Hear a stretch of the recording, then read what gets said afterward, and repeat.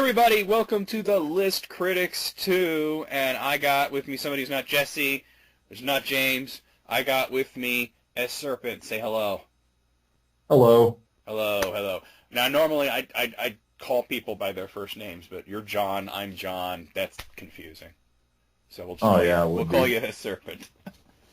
Gotcha. But actually, since it's just the two of us, I'll just probably be calling you like dude and man and shit. So, all right.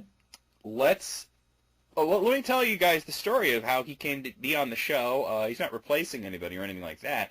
It's just that right now Jesse doesn't have internet. He is in the process of moving, and he's been using only his phone, and he just ran out of data, so he had to go dark. And he's not going to have any sort of access to the internet until February when he is settled into his new place. So he will be returning, but he was unable to do the show. And I was going to ask James to do the show, but then S. Serpent here decided to volunteer himself. So I said, let's give him a chance. Let's put him on the chopping block and see how it is. Obviously, we're not going to be touching any of his lists, but unless you want me to give perfect scores to all those lists. I'm sure you would. That's why we're not doing it. Yeah. But we're not doing that. I got plenty of shit. I got plenty of lists here. So let's start as we normally do with Tumblr getting really fucking stoned. They're deep. Yeah, Tumblr gets deep. Okay, 21 of these. Adamus. Okay, it's Adamus Prime. That's kind of funny. It says, did you know that Friends stands for Phoebe with an F? Rachel, it's Joey, everyone is friends, Nonica, Dross, Chandler. I thought Friends stood for terrible television, but whatever. Oh, I hated that show. Hated it. I can't believe how popular it was because it's like, here's 6 shitheads, you know? They weren't funny, though, you know? Like, Seinfeld was 4 shitheads, but they were funny. Oh, yeah, I mean, in later years, I've actually kind of actually come to appreciate some of Seinfeld, but Friends, like, ugh, who gives a shit? Yeah. Okay, so this is great.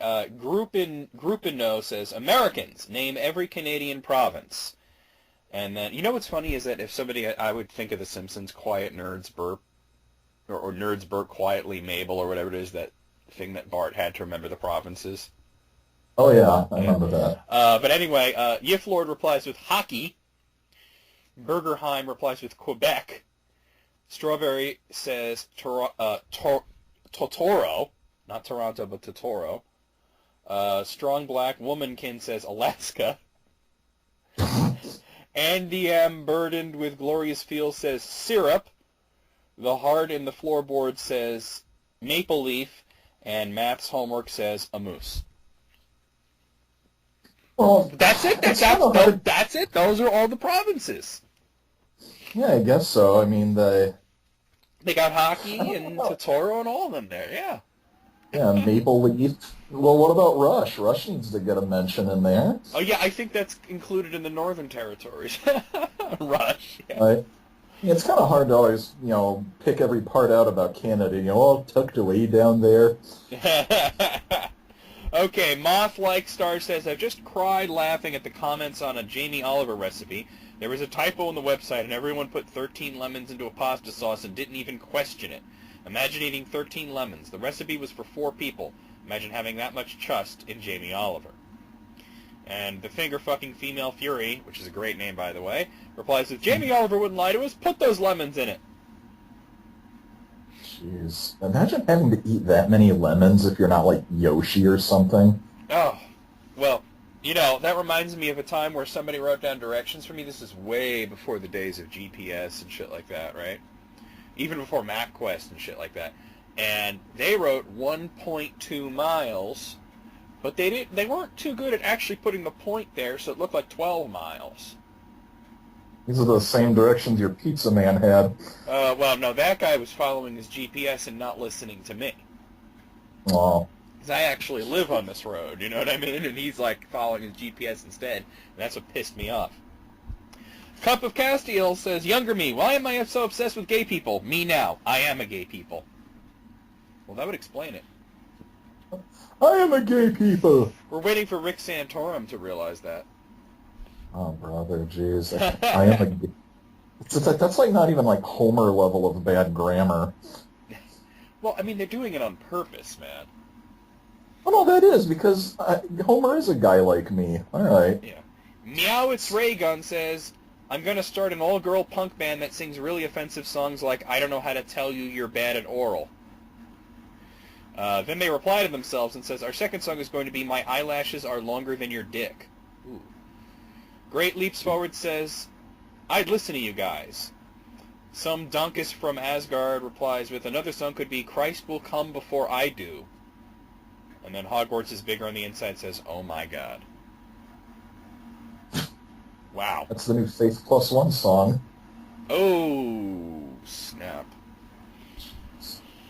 Okay, Egg Tampon says, I just want to pause and just say how horrible that name is, Egg Tampon. Back in my day, we didn't call it shitposting, we called it night blogging and blamed the Australians. Okay. I think that name is a little more outrageous than the quote. But Yeah. Well, they're not supposed to be Yeah. outrageous. It's Nya Betch says, my girlfriend who was asleep just rolled over, wrapped her arms around me, and very lovingly whispered, I want to murder you. Demons Put Onions in My Room replies with, the important thing is she hasn't yet, and that means she loves you. I want to murder you.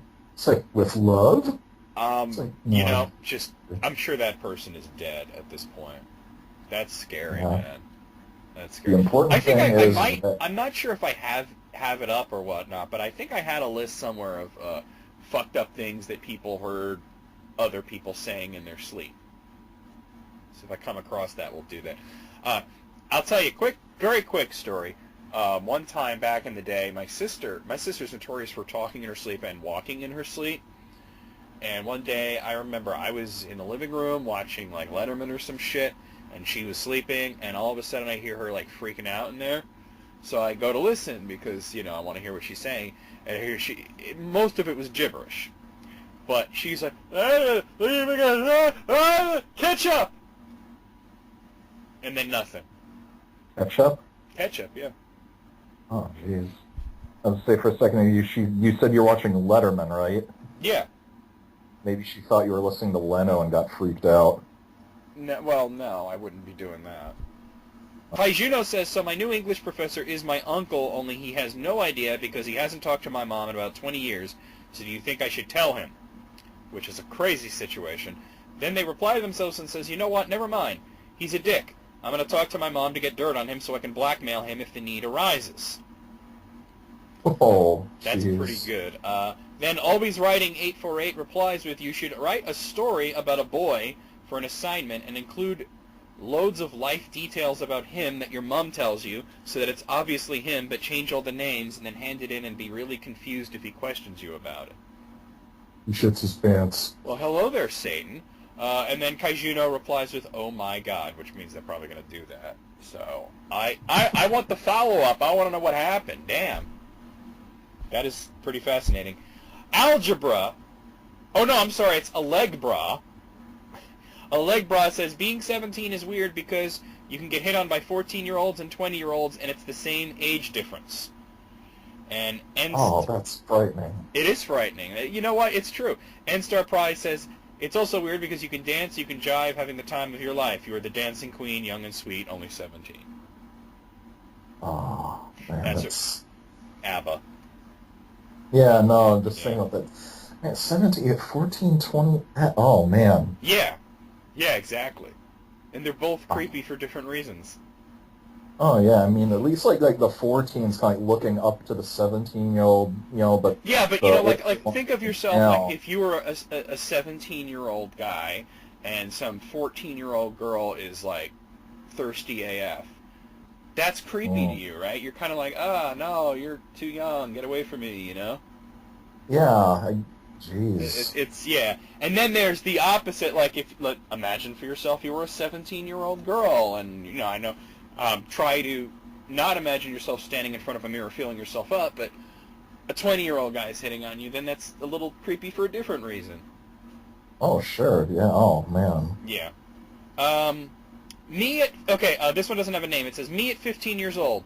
Don't tell me what to do. Me at 20 years old. Please tell me what to do. It's kind of like those posts like, if you could give advice to your younger self, what would it be? Shut up. That would be it right there. Yeah.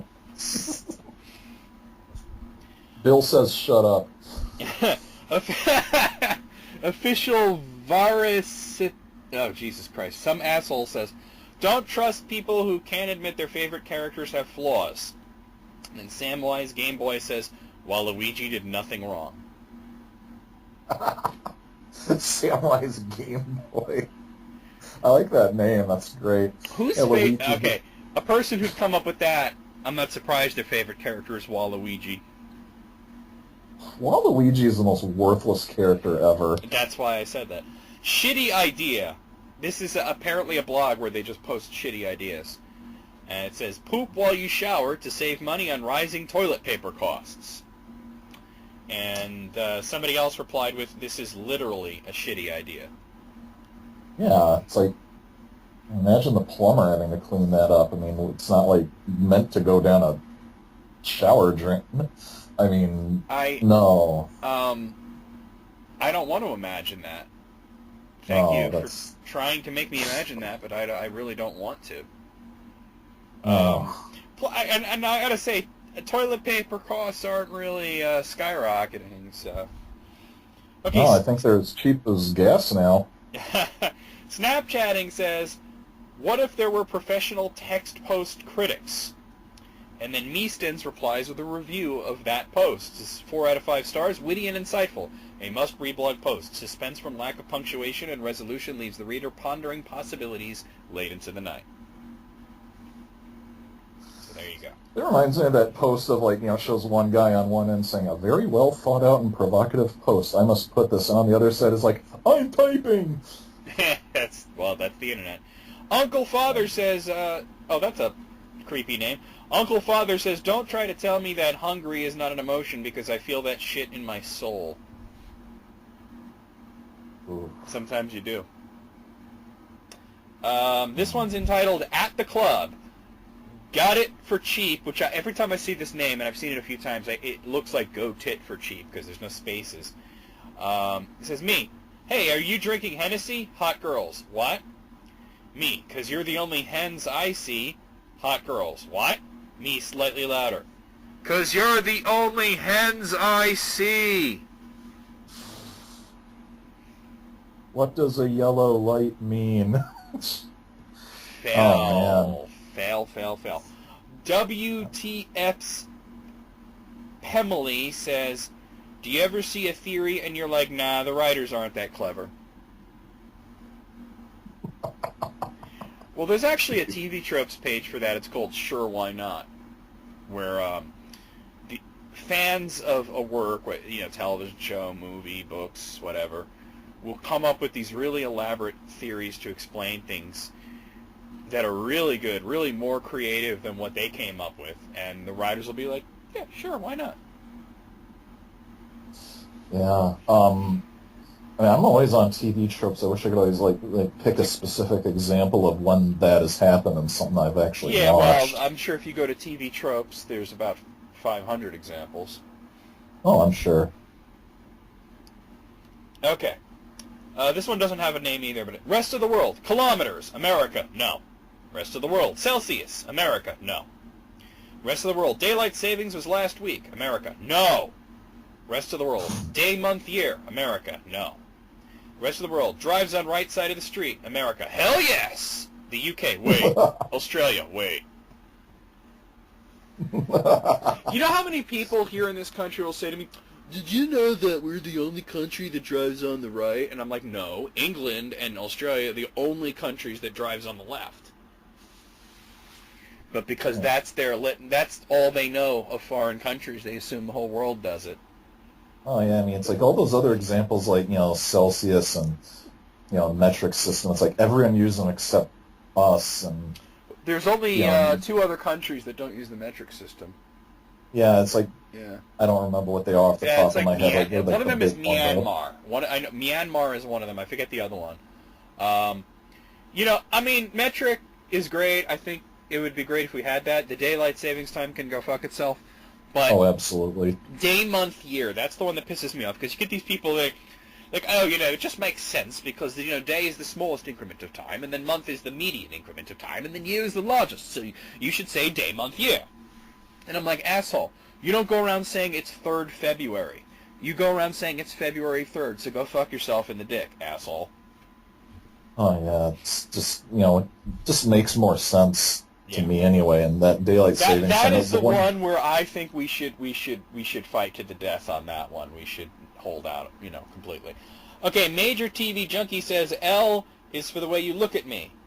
O is for the only one I see. V is for very extraordinary. And then Chainsaw Punk comes in and says, egg.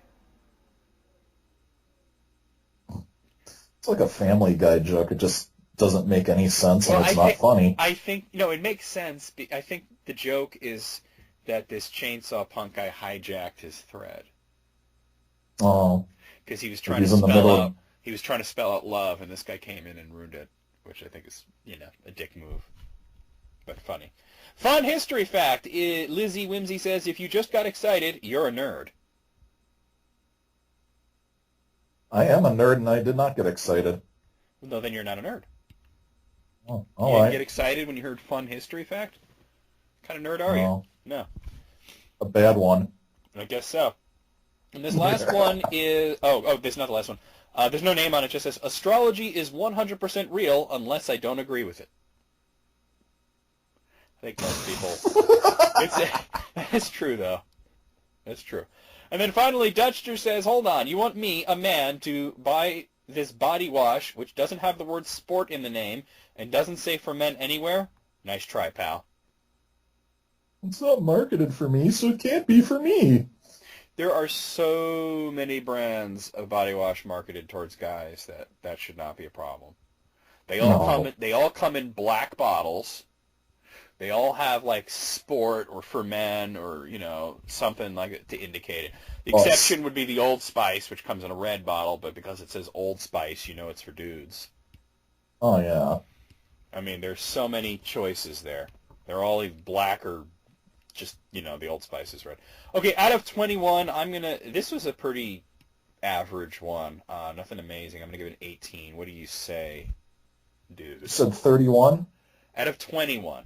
It's never 30. 21? Oh, I'm going to go 15. I thought a couple of them maybe a chuckle, a couple were clever. Yeah, it was a pretty average. Nothing special this time, but not horrible either. Mm-hmm. Let's move on to Twitter jokes everyone should read. There's 15 of these.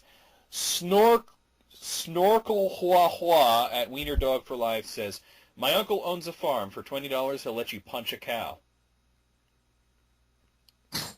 Well, for that very small cow puncher's market, I guess. Well, he's cornered the market. Yeah, it reminds me of that whole call with Richard Christie calling the guy about the deer piss. How much would a gallon cost? And it's funny because people do buy deer piss, but they buy it in these tiny little vials, and he's talking about buying a gallon, and the guy's just like, yeah, it's like... when I had my job at Kmart, one of my very first jobs, we sold it. It's supposed to attract the animals. Yeah, it's musk. It's musk, but it's got pheromones in it. But I love how long that guy stayed on the phone with him. He's like, well, what if I wanted to mount one of the deer? Could I do that and touch its penis? And the guy's like, well, I don't know. I never heard of anything like that. Just hang up, asshole. You're being pranked. How can I make money off of this? Yeah, that's probably it, yeah. He really thought the guy was going to come by. Brandon at Untresser says, Dad, who's Daniel Day-Lewis? Dad peers out the blinds. He could be anyone, son. Mom starts weeping. He could be anyone. Jeez. I haven't seen him do anything since that Lincoln movie. I'm sure he's been doing a bunch of things. It's just that he's always completely fucking unrecognizable. Huh. Now you got me wanting to look that up and see what he's been doing. Oh, jeez. All right, let's see. Where? Actually, you're right. That's the last thing he did was Abraham Lincoln. That was in 2012. But then again, that was the first thing he had done since 2009. What did he do in 2009? 9. Sackboy looking thing. Oh, okay, that thing. Yeah, I still need to see Gangs of New York. Well, I mean, he's done a bunch of movies, but it seems that he does go like a few years between each movie. Which is He's got to weird. prepare to be awesome. I guess so. He's got to go into his cave, and if he comes out and he sees his shadow, we'll make a movie that year. Fuck it, I'm not going to make a movie. Yeah. Chris Worthington at some Chris tweet says, MTV, I am Werner Herzog, and this is my crib. It is but temporary refuge from nature's fury. The walls were once trees. I made them traitors. I like that one. That was pretty good. Werner Herzog, I still need to see that Grizzly Man movie. So you must never listen to this. Matt Fernandez at Fat Mernandez says, Pearl Jam announced their tour dates today if you're looking for a fun way to teach your kids their vowels.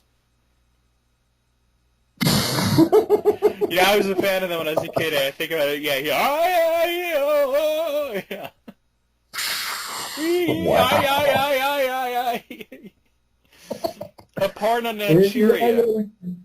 A parry in Nigeria. That was a good one. And Abpar Napkin says, the world must never see the grim intensity of my face when I text back, ha, ha, ha, ha, ha. You know what's funny? Like, I will be in a position where I actually hear somebody as they're typing to me because they're like, or whatever. Like, sometimes it's in a Kazarth meeting or whatever, and Tanya will type LOL into the thing, and I'm like, Tanya, you're not laughing. I just saw that line, Homer, you already dialed. Homer, you already dialed. Oh, man, I just said that. She's like sitting there, LOL. It's like, you're not laughing. Yeah. Sam Reed says, science, this is true. Half of America. No. That's unfortunate. Half of America, Eastern Europe, the entirety of Africa. Yeah, it's true. Elizabeth Hackett at Liz Hackett says, sometimes I think my dog wouldn't understand social media, but then he pees on the same 12 trash cans every day, and I think, nah, he's got it. It's like, dogs don't understand social media, but cats understand enough that they learn how to play keyboards. Meow, meow, meow. I would love to see the dog version of Facebook. I think it would be hilarious. Don Nichols at the Dairyland Don says, I miss the good old days when growing a beard just meant you had given up on life. What? When were those days? Oh, I guess the 90s. Maybe. Ruined Picnic I think we call them neck beards now. No, a neck beard is a very specific type of beard. Oh. That's when you shave your chin, but you let the hair on your neck grow. That's like Abraham Lincoln beard. Ruined Picnic at Ruined Picnic says, gotta carry around tiny clothes that would fit a frog because, listen, if you meet a frog and instantly have clothes for him, you're that frog's dude. Came prepared. What the You're planning on finding that frog. That's pretty funny. Dan Mentos at Dan Mentos says, me, you dim sum, you lose some. Waiter in Chinese to another waiter. Poison this man.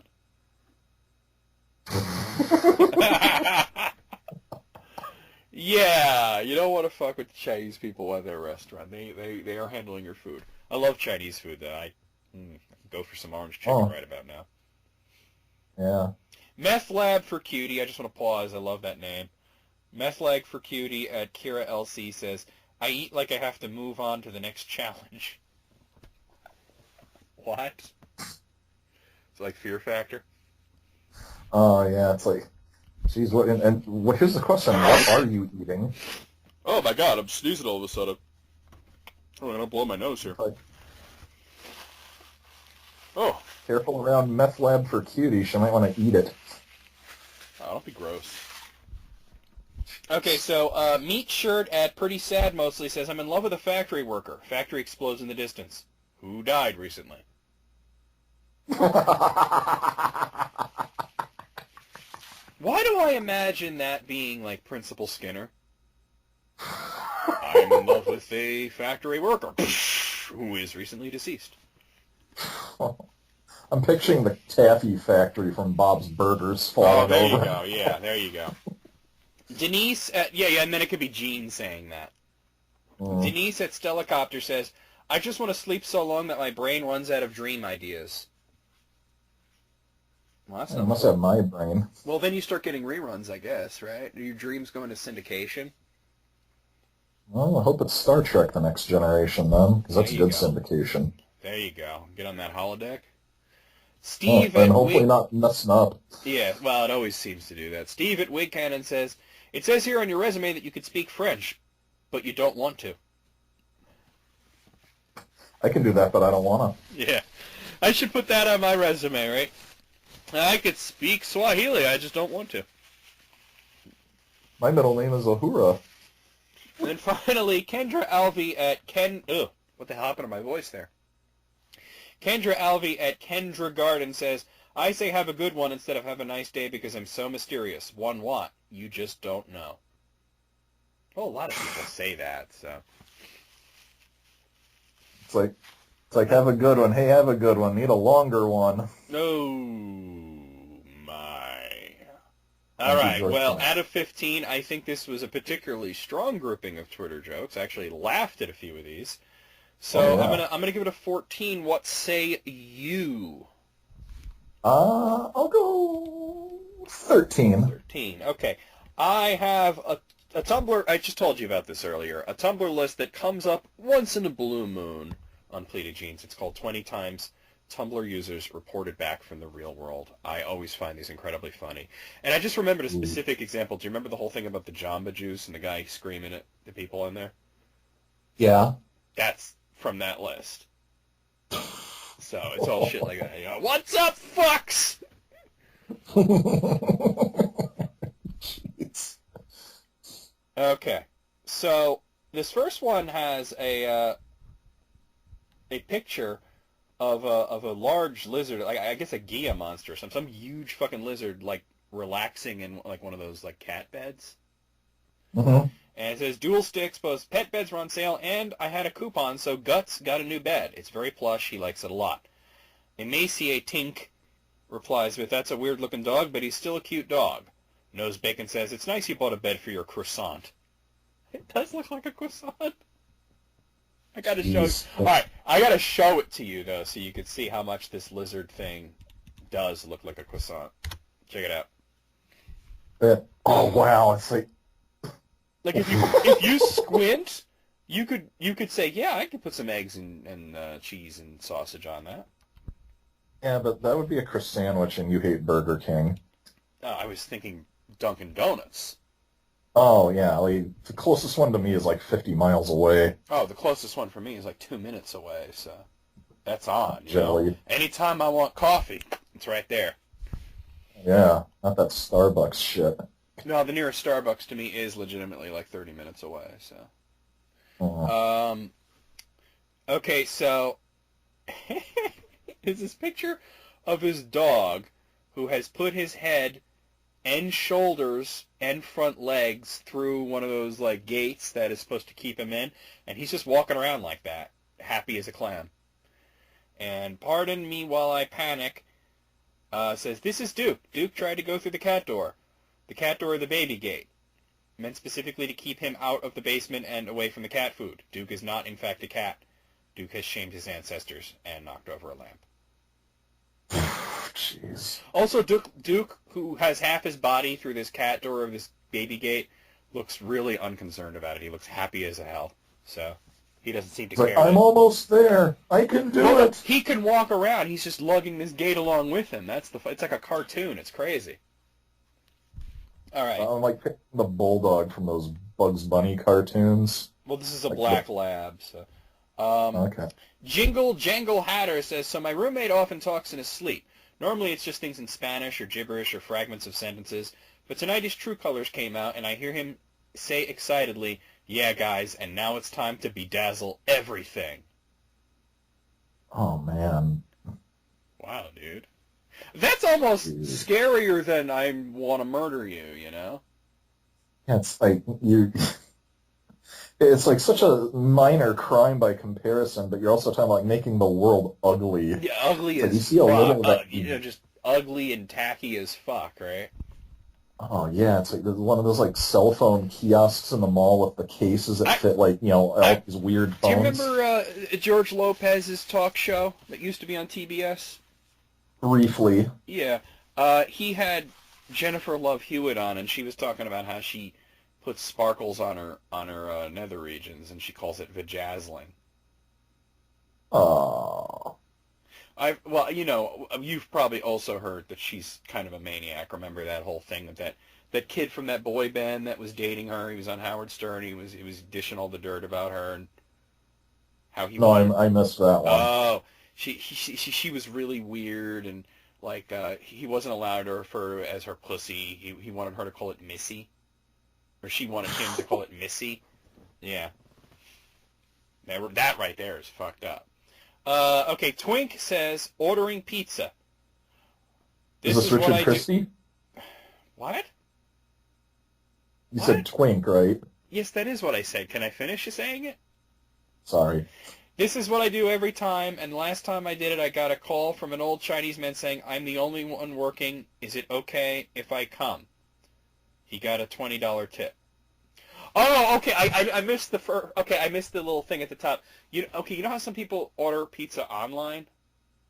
Oh yeah. I don't do that. I just call them. But apparently, there's a box for special instructions where you can tell them things like, I don't know, like put a joke on the box or whatever the hell people do, and they wrote, "Send your cutest delivery boy."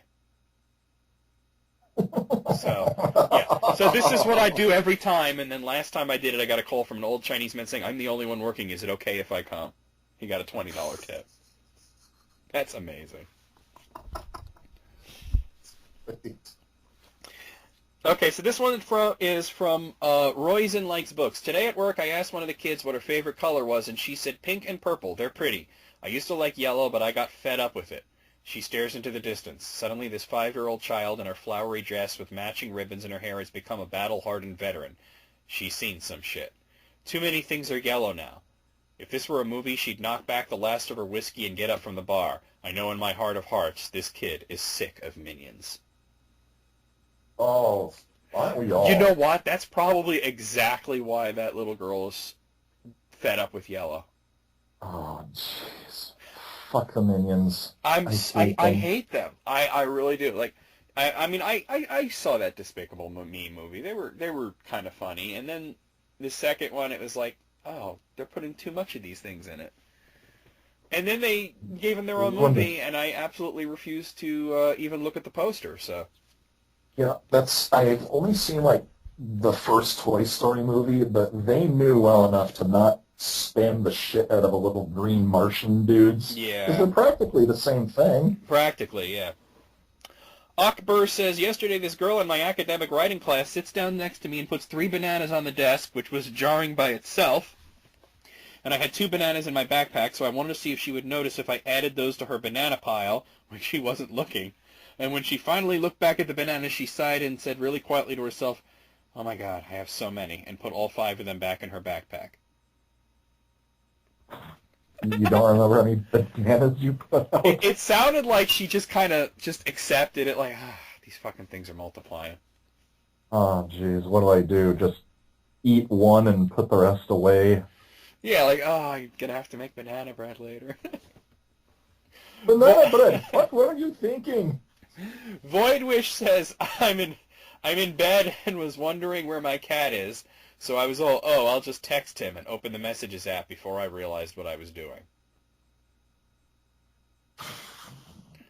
That person's not reporting back from the real world. They need to visit the real world one day.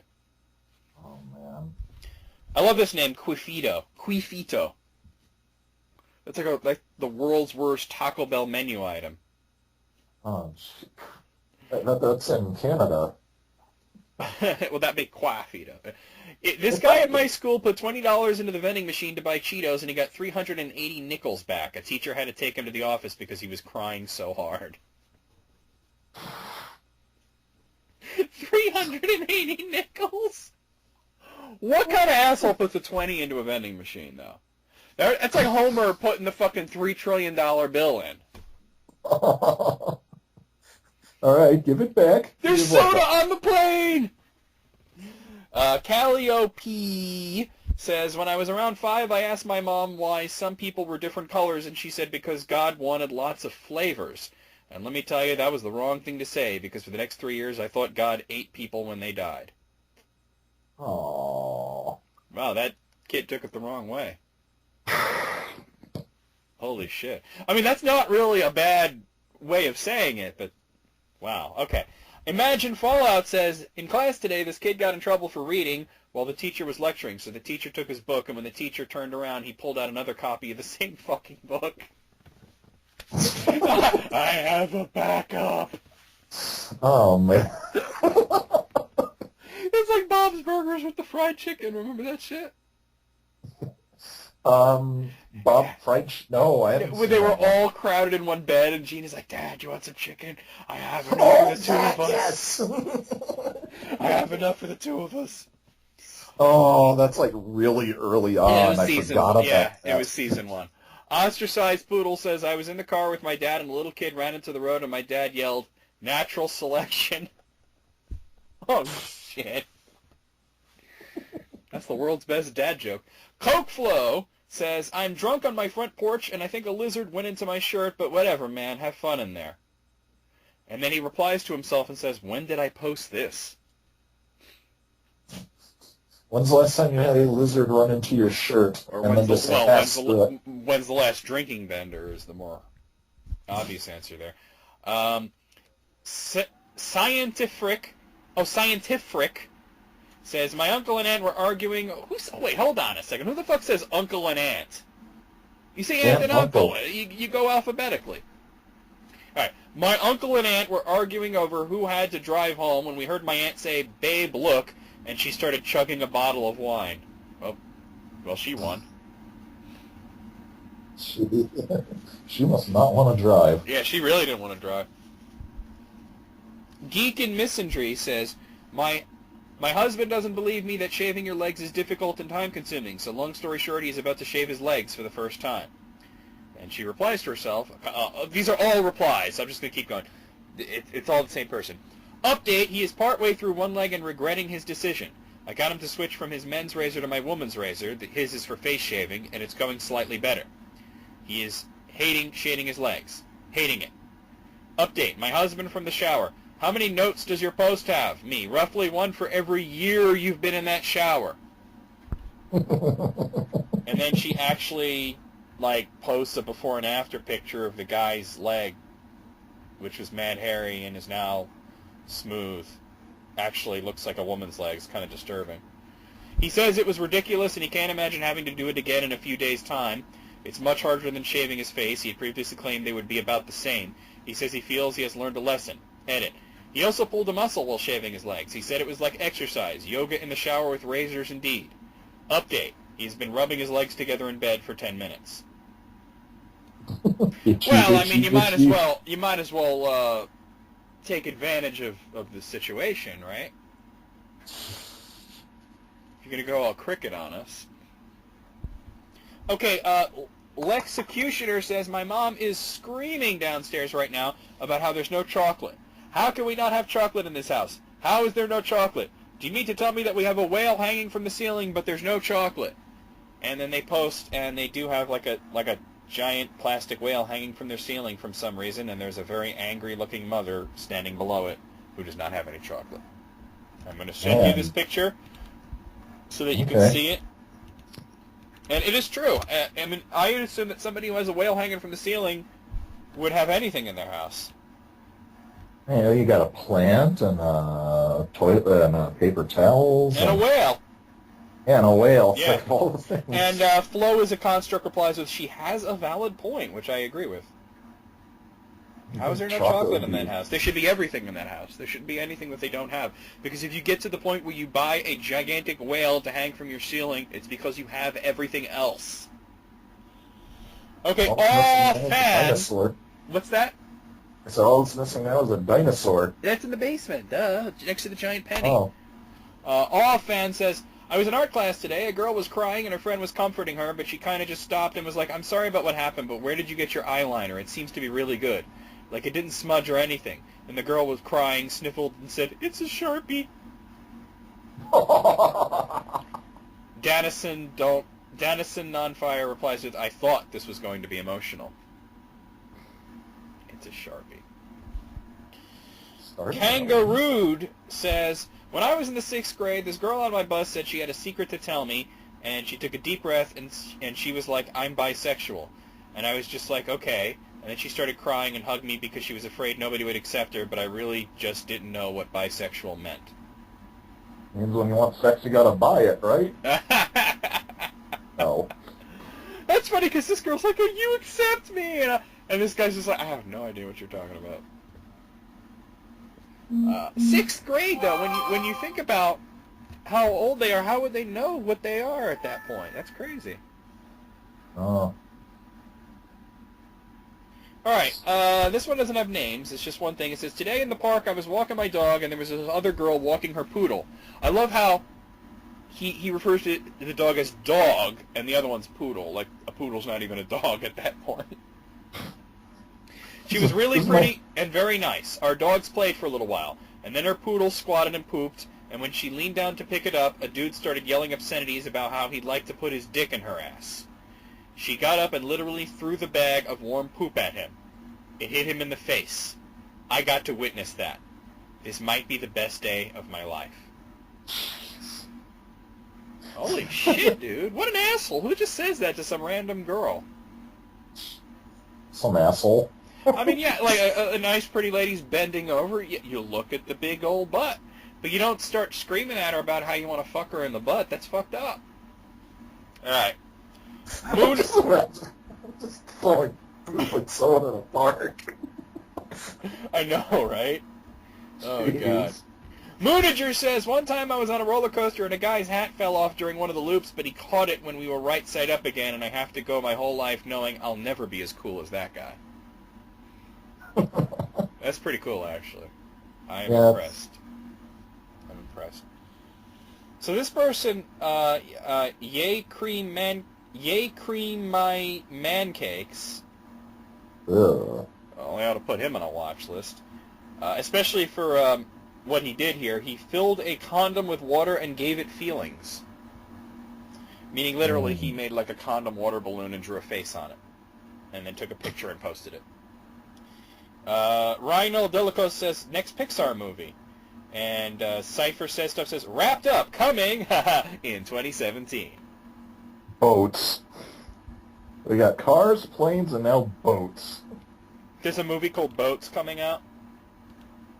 I don't know. It's just like I said, they have cars and then planes. Boats will be next. Well, I think the next one is Cars 3, actually. Oh. Yeah, I've seen the advertisements for that. So out of 20, I gotta say, I'm gonna say 18 on this one. That last one kind of creeped me out a little. But I mean, we had the lizard croissant, the dog through the cat door, whatever the hell it was. My favorite one, I think, was the guy who got the book taken away and then took out the same fucking book. It's amazing. I have a spare. I have a backup. What do you say out of 20? I'll go, those are pretty good. There wasn't anything really especially awful about any of them that's come into mind. I'll go 18. That last one was especially awful. That's why I took off 2 points. Oh, okay. All right. Okay, let's see what else I got here. Ba-da-ba-ba-ba. Da-da-da-da. Okay, I have this list. This is. I haven't even looked at this one yet, so I don't know how it's going to be. But from the title, I think it's going to be pretty interesting. It's 14 of the worst roommate ads ever posted on Craigslist. Well, if it's Craigslist, all right. This will be creative for sure. Oh, yeah. Oh, yeah. So this next one's kind of long, but let me just go through it quickly. It says, "Hello, I'm looking for a lodger in my house. I have a long and interesting life, and I've chosen Brighton as a location for my retirement. Among the many things I have done in my life is to spend 3 years alone on St. Lawrence Island. These were perhaps the most intense and fascinating years of my life, and I kept in companionship with a walrus whom I named Gregory." Well, you could just tell this person is British just from that right there. "Never have I had..." I'm sorry, I'm experiencing a little heartburn right now. "Never have I had such a fulfilling friendship with anyone, human or otherwise, and upon leaving the island I was heartbroken for months. I now find myself in a large house overlooking Queen's Park, and am keen to get a lodger. This is a position I'm prepared to offer for free, no rent payable, on the fulfillment of some conditions. I have, over the last few months, been constructing a realistic walrus costume which should fit most people of average proportions and allow for full and easy movement and character. To take on the position as my lodger, you must be prepared to wear the walrus suit for approximately 2 hours every day. In practice, this is not 2 hours every day. I merely stated here so you're able to have a clear idea of the workload. Whilst in the walrus costume, you must be a walrus. There must be no speaking in a human voice, and any communication must entail making utterances in the voice of a walrus.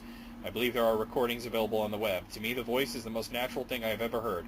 Other duties will involve catching and eating the fish and crabs I will occasionally throw to you whilst you are being the walrus. Well, I'm sure this guy got 0 replies, except from serial killers. Oh, the police. It goes on, but really, do I have to read the rest of it? No, this is a psychopath. That's enough of that, you know? Okay, this one says, unconventional offer for adventurous homeowner in Vancouver. This offer is not for everyone. Those of you who have saved every penny for most of your life to afford a down payment and currently work around the clock to make mortgage payments, I commend you on your efforts, but this post is not for you. Do you own more than one property? Do you have so many rental homes with no mortgage payments, yet you still feel unfulfilled? Tired of your illegal tenants whining that there are rats in the walls? Have you always wanted your own dinosaur? Now this is your chance, my friend. In exchange for one of your properties, I will be your personal dinosaur for 1 year. I will be at your beck and call 24 hours a day wearing a dinosaur costume. The type of dinosaur is negotiable. I can babysit your children, references upon request, scare the mailman, wash dishes, entertain and impress your guests, and much more. No sex stuff, though, sorry. I will make realistic dinosaur sounds, eat with what the particular dinosaur eats, and maybe even sit on a fake dinosaur egg if you were so inclined. I am well educated, fluent in English and French as well as dinosaur, can play several musical instruments, have no criminal record or outstanding warrants. Well, maybe they should. All this and more. This is the only way you will ever have your pet dinosaur, and the only way I will ever be able to acquire a house in Vancouver. Serious offers only, please. Thank you. And with that, people will throw out their Jurassic Park DVDs. I'd like to think that there was a very rich, very bored person out there who humored this person. You know what I mean? Oh man, it's like if Mr. Burns wanted a dinosaur and not Bobo, I could be over that. It's me, sir, Bobo. Yeah. Bodyguard that will relocate, East Lansing. Position offered for a personal bodyguard that is willing to relocate to Chicago and help my best friend and I pay rent and live in my room with me. I don't really feel that safe leaving my apartment by myself, even though I am not a small guy. I'm looking for a strong, tall guy who can possibly be a live-in bodyguard and stay in my bedroom with me. Keep me safe. Watch out for me when I'm drunk. Stuff like that. I'll find a way to pay you, in some way, if that's cool. Ages 18 to 29 tops, strong men, please. Free of charge if you're kind enough. Please, please, please be muscular, strong, composed, kind, open-minded. Please send your phone number so we can text. And please nobody be a hot ever guy to hang around with. And nobody ever replied. Shock. Yeah, well, I'm just assuming that. This one, it says $850 looking for a new roommate, Capitol Hill. I have a bedroom, 12 by 14 feet, available starting on June 1st, 1-year lease for a male or female roommate. My previous roommate just moved out since his work for the federal government took him to another city. We'll be sharing a bathroom, kitchen, and living room. The apartment is spacious and well lit by natural light. A little about myself. So far this isn't terrible, so let's see where this is going to go wrong. I work at the Department of Defense as a researcher, and I'm also pursuing a master's degree in Georgetown. I really enjoy reading, hiking, playing kickball with all my friends, and drinking good beer. I go out a lot on the weekends, but once in a while I stay home and just watch a movie. If you're interested, please contact me by email and tell me a little about yourself. So once again, so far, so normal. One more thing, please read this so we don't waste each other's time. On the bathroom door is a checklist. I like to keep a record of my bowel movements, and I expect you to do the same.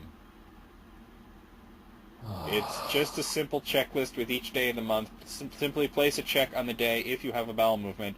It's no big deal, and you needn't worry about replacing the list. I'll take care of everything. Hope to hear from you.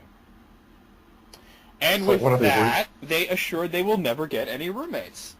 Were they worried about, like, maintenance on the toilet or something? No, I don't know. For some reason, I'm imagining that Frank Zappa song, Let's Make the Water Turn Black. That's terrible. Like, it was so, like, normal up until that last part. Oh, it's like, let's see where this goes wrong. Like I said, I haven't read this list yet, so I'm reading through it, and I'm thinking, this is normal. When is it going to get bad? Oh, God, there it is. How does it go south? Yeah. Green card, 33, Kew Gardens, New York. I am looking to help a female obtain a green card in exchange for a real relationship over the next few years. Oh, that's so fucked up. We would have to live together and be a legitimate couple. This would be over the next few years in order for me to save money and for you to obtain a green card. After we are both satisfied, we could either stay married or go our separate ways. I am a pretty easygoing guy, easy to get along with. You would not have to compensate me in any way, just be willing to be a committed couple. I am a handsome white gentleman. I am in good health. I am drug and disease free. I have a good job, steady income, and good friends. Please tell me about yourself, send a picture, and I will write you back. I am looking to begin this relationship right away, and we can marry really soon. Wow. Could that be considered illegal? Oh, I'm sure that man's in federal prison right now. That is so illegal. So illegal. Amazing. People. Okay, this next does one... anybody screen Craigslist? Well, I'm sure the government has like a task force of people who look through it, and then another task force of people who give those people therapy. Guy jerking off, guy jerking off, guy jerking off. Okay, this one's $450 Wicker Park, seeking female roommate. Close to Blue Line, pretty much brand new condo. 3 decks, including private roof deck, blocks away from Blue Line, North Avenue bus, and Western Avenue bus. I don't really need a roommate, but would like a girl to live here. Don't worry about being messy or whatever. I have a cleaning lady come twice a month. Drinks fine. No smoking, as I just quit. You can do whatever drugs you want in your room. If they're good, you need to share. Ha ha ha ha. I'm a professional and barely even here. Male in good shape, 27 years old. I have everything. TV, stereo, food processor, crock pot, good knives. All you need is a bed and bedroom furniture. Rent is $450, including utilities if you're average looking, meaning 6 out of 10. Each point up towards 10, you can subtract $100. So if you were a 7, $350. 10, you pay $50. Oh, this is creepy. Can't you make it simple? Same thing goes the other way. If you are a 1 or something, be prepared to fork up $950 a month. I will obviously be the judge. If you want, we can also pick 3 people off the street and get the average of the 3. Oh, and the rent can change month to month, i.e. you sit around and eat Doritos with French onion dip every day and gain 30 pounds, you better be ready to fork over some dollars. How great... Was this posted as like a dare? I'm not going to read the rest of that. That's ridiculous. If you're hot, you get to... Okay. I love the title of this next one. Roommate needed, but try not to actually live here. Just pay. Just give me money. Well, I need money. Seeking a roommate for a hypothetical apartment, share search criteria as I've been finding on other Craigslist ads. I prefer a roommate who has an outside job so they're not at home most of the week and travel often, because I just want your rent money and don't actually want you living here. No music, no pets, absolutely no overnight guests. Please refrain from showing any aspect of your humanity and or ability to love. You may have seen this ad up for 6 weeks, and that is because I can't find anyone who suits my ridiculous needs. This does not tell me to modify them. Rather, I simply place new ads. This time I check cat and dog okay, although under no circumstances are you to bring an animal into my house. Perhaps someone else wrote this ad for me and checked that box unbeknownst to me. At least this is satire. I can't... It keeps going on. Like, sounds almost like CIA-level background check. I mean, it's just like, that's a satire. That's not real. I'm going to move on. $400, 1,400 square foot. Are you responsible, laid back, and have really big breasts? City Park, West Mass. I don't think I need to read the body of that message, do you? No. No, I think we got it, huh? Yeah, we know what you want. Yeah. As a matter of fact, it just says he just wants somebody with big breasts. Okay. This next one, let's see, $450, blah, blah, blah, 1 bedroom. No deposit to most. You clean what they leave. What? Drugs, alcohol, smoking, no problem. Just pay your rent on time, Christian outreach, do your drugs, drink your beer, and study your Bible at the same time in the same place. Several others there to compare your life with. Promotes growth from streets. It's not as crazy after we read all those other ones. I guess not, no. It's a little creepy, but not as creepy. By comparison, it wins. Yeah. Unique situation, West County. Being completely honest, married white male, professional, looking for a roommate, preferably female, on a part-time basis. I am looking for a place I can use as a love nest for affairs. I will only be there rarely, but will pay half the rent and utilities. Would like to stay in the West County area. If you can get past the judgmental part, I can explain my situation fully to anyone when we talk in person, as I understand this would require mutual trust. Well, at least he's honest. Yeah, I've actually heard of, like, that going on in some, like here and there. Like, people say, hey, I just want a place so we, can hang out and, bang, and I'll give you money. Good Lord. It's like you can't find one of those, like, hourly hotels, so you find, like, a real place. Wow. $275 live in the trees in one-room treehouse. If you're a bike rider or a walker, sorry, no cars, we have the place for you. Private, surrounded by trees, very cool treehouse built to traditional home building standards, so it's wired, insulated, etc. Warm and cozy, nice windows, doors, and a wraparound deck. Comes with built-in bed, hot and cold water mini fridge. This is a room. There is no kitchen, but there is a crock pot, toaster, oven, and barbecue. There is a detached, enclosed composting toilet with hot shower, think campground style. If you're a quiet, awesome lover of the land and want to live cool and cheap, this is a great home. 420 okay, tobacco okay, outside only with respect to butts, etc. Have a friend over cool, have many not okay. So this is honestly, it's just hippies apply, please. That's what it really is, right? Oh, yeah, that's just... It's like, hey, let's live a...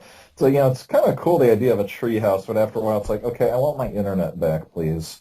Well, they said they have electric and all that shit. So they did. Why couldn't you have internet, right? Let's see, $340, 1,100 square foot near MARTA bus and train, blah, blah, blah. Share my house with employed person, not on any type of welfare, unemployment, government welfare, college check, or disability check. Clean, quiet, safe area. If you have a private furnished room and share kitchen, bath, laundry, non-smoking, non-drinking, prefer someone like myself, white Christian and not Muslim. He actually wrote it as Muslim. Jews, like J-O-O-O-Z. And homosexual, which is spelled right, but the S is capitalized like it's two separate words. If we cannot choose who lives in our home, what good is America? All right, so who wrote this? Cartman? I was just going to say, spelled J-O-O. J-O-O. Yeah. J-O-O-O-Z. Z. $25. Rent couch for 12 hours overnight. Need a place to crash? Rent couch for 12 hours for $25. Only one person allowed. No couples. Only 12 hours. Text only if serious. If you just need that place to hang out for a while, that's, again, it's so far it's the winner. That's a place to go to be murdered, I think, to be honest. All right, this one's honest. $650 is the last one. Two losers looking for a third for July. Manhattan. Two losers in July, $645 monthly or $350 every other week for female or male. We are two losers seeking a third in July for the best room in the house. Tired of living with messy or party roommates? Be a student or working person, able to prove it with ID or recent pay stubs. I am a celibate, graduate, educated, middle-aged professional. On July 1st, I have a mid-sized room available in Upper Manhattan on 151st Street between Broadway and Amsterdam. The building is a renovated walk-up and multiracial. I am on the 4th floor. The room has two windows, one with air conditioning, a twin-size bed, table, and two shelves. Okay, I just... Where's the horrible part? Let's see. It's going to go there at some point.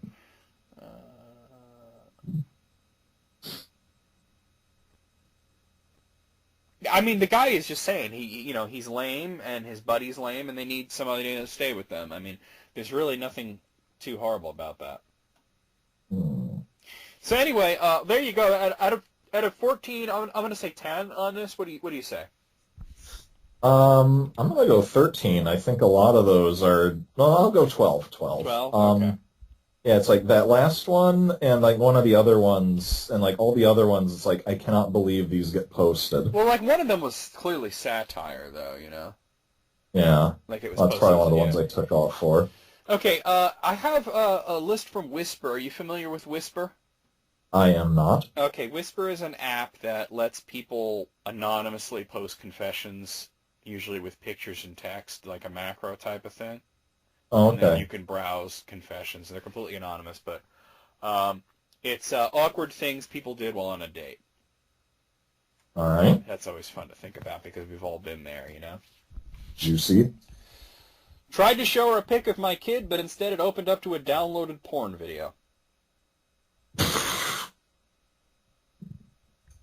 Oh, maybe brother. she was into it. I don't know.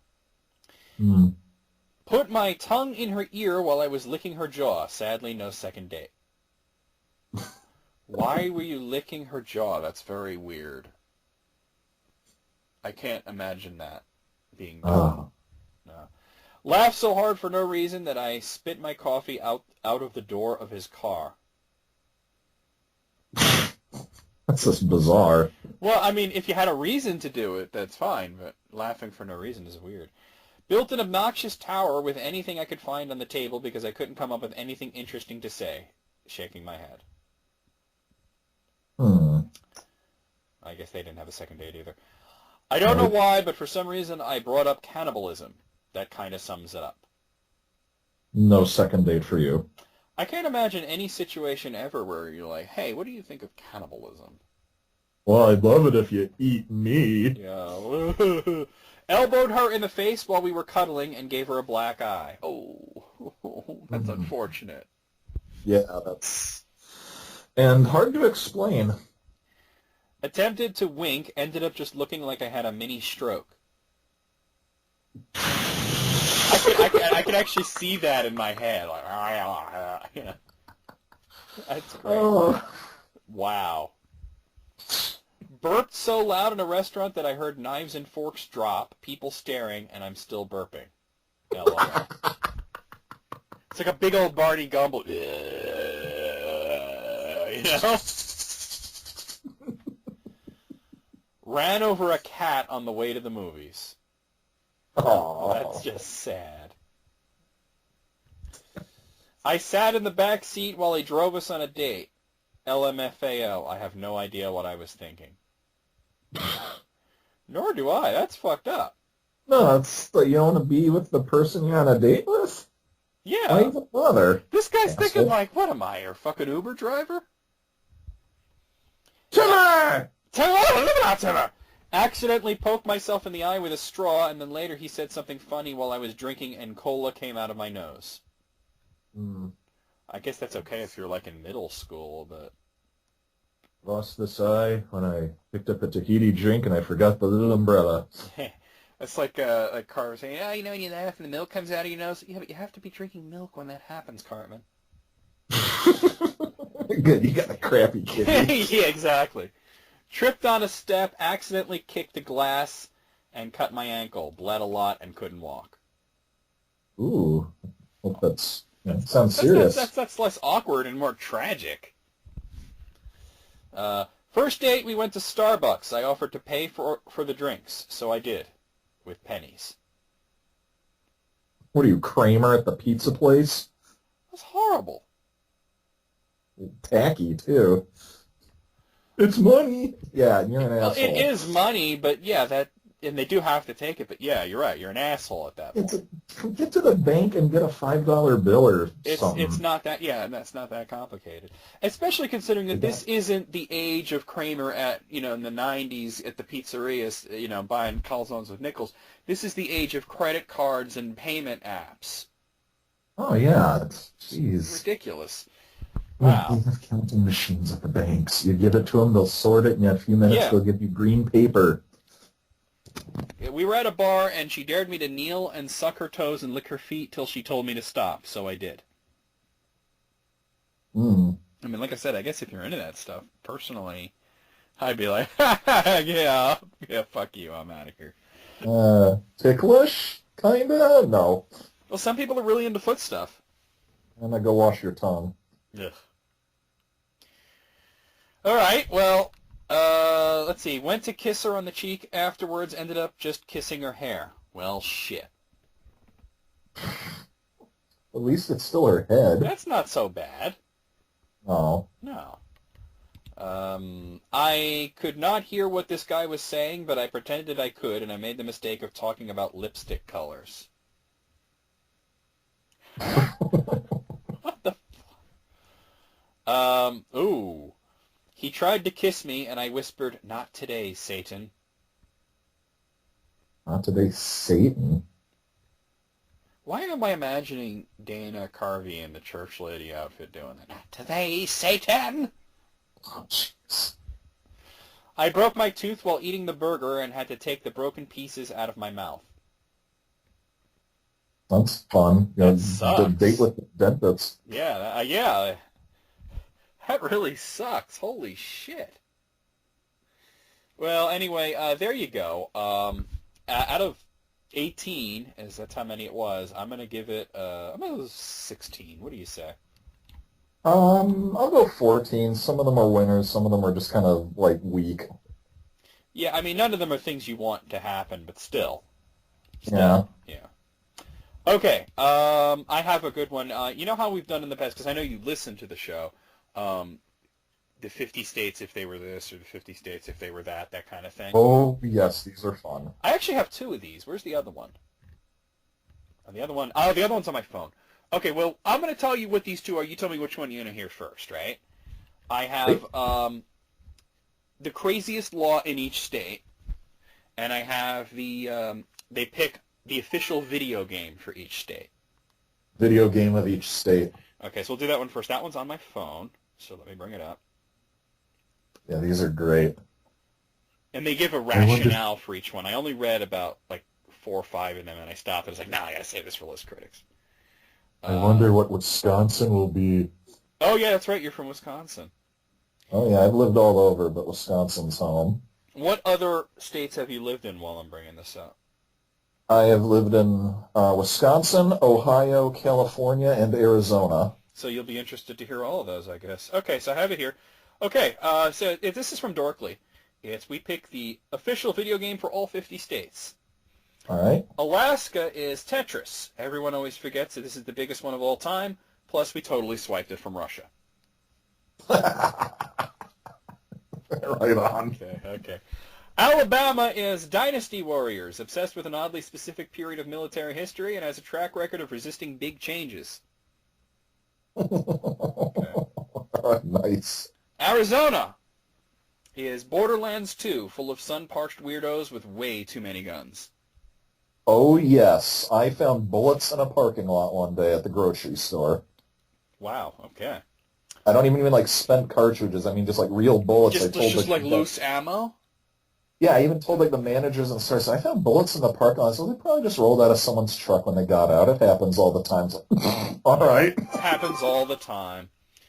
It's nonplussed by bullets, but whatever. Yeah. Arkansas is NBA Jam. Of course, now my phone, now that I'm using it, it has to start blooping at me.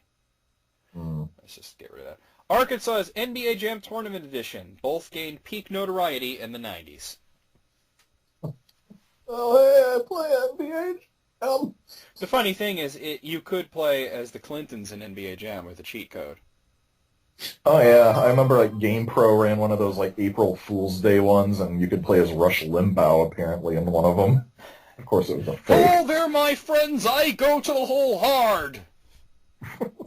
California is Street Fighter 2, a gathering place from people from different cultures across the world to immediately start fighting with each other.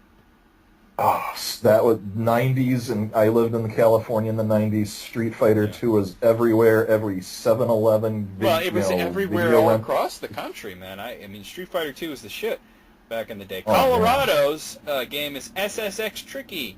Wants you to think winter sports are cooler than they actually are. Oh, yeah, jeez. I mean, you get this cool commercial with a Run DMC song, and you think, that looks like a fun game, and then you buy it, you bring it home, and you realize it really is just snowboarding. Meh. Yeah, meh is right. Connecticut is The Sims. The goal here is to raise a boring family in a big house full of stuff. Sims sucks. I hate The Sims. Delaware is EVE Online. Inscrutably dull at first, but a favorite for ruthless corporations. Oh my god. That phone is popular right now. Yeah, all of a sudden I'm getting like mad comments on YouTube and shit, and it's like, give me a second, I gotta deal with this. There's just somebody that needs to be blocked right now, is what it really is. I don't do that often anymore, but this person's not only interrupting the show, but they're annoying me. Okay. Florida is Gary's Mod. Here you'll find colorful amusements as well as the most depraved shit imaginable. Sounds about right. I hear Florida's like its own country these days, but I've never been there. It sounds about right to me. I saw this little GIF on Facebook of an old Bugs Bunny cartoon where he actually saws through Florida's border and it floats off into the ocean.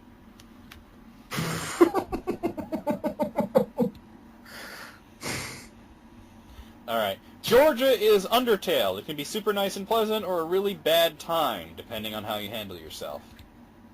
Well, if you don't play it right, you're going to have a bad time. Yeah, I'm so over Undertale. Hawaii is Pokemon. Deceptively simple and fun at first, but it gets immensely complicated once you start digging deeper. What state was that again? Hawaii. Oh, okay. Yeah. Idaho is, this is an obvious one, Portal 2. Despite the hacky potato jokes, there's actually a ton of science being done. I never got into Portal. The main villain of the first game is this, like, robot AI chick called GLaDOS. And in the second, she's literally, like, put into a potato. Jeez. Yeah. Illinois, Plants vs. Zombies. On the western side, a bunch of corn and beans. On the east, senseless murders. Well, the east is Chicago. Exactly. It's not fun going through there. We used to drive through there like monthly to get from Ohio to Wisconsin. Ugh. That whole area is like 6 lanes of people driving 90 miles an hour and then pulling ahead of you and getting into 15 so they can get into the toll road. Yeah. It's just Ohio. It's like don't slow down in East Cleveland or you'll die. I heard Cleveland's better than it used to be. East Cleveland. Indiana's is Crash Team Racing. Corny, obsessed with racing cars, and about 10 years behind everyone else. Indiana isn't so bad. I've been through it a few times. Iowa is the Unfinished Swan. Very, very white. Oh, yeah. Sounds Big about farm. Right to me. No, white. No, yeah. I've been through it. It's basically a giant farm. Okay. Kansas is Microsoft Flight Simulator. Allows you to experience the state the same way most Americans do, from several thousand feet in the air. Kentucky is BioShock Infinite. You'll find yourself collecting more whiskey and cigarettes than you'll know what to do with. BioShock Infinite fucking rules, and thank you for turning me on to that game. Great game. Louisiana is Minecraft, a fun and laid-back place that becomes incredibly dangerous at night. Sounds about right. Maine is Dark Souls. People seem to enjoy it despite the nightmarish difficulty. Oh, so good it hurts, apparently. Well, Maine is basically like hard mode. I mean, it's Canada-level snow and ice, Maryland. Have you ever heard? Maryland is Snake.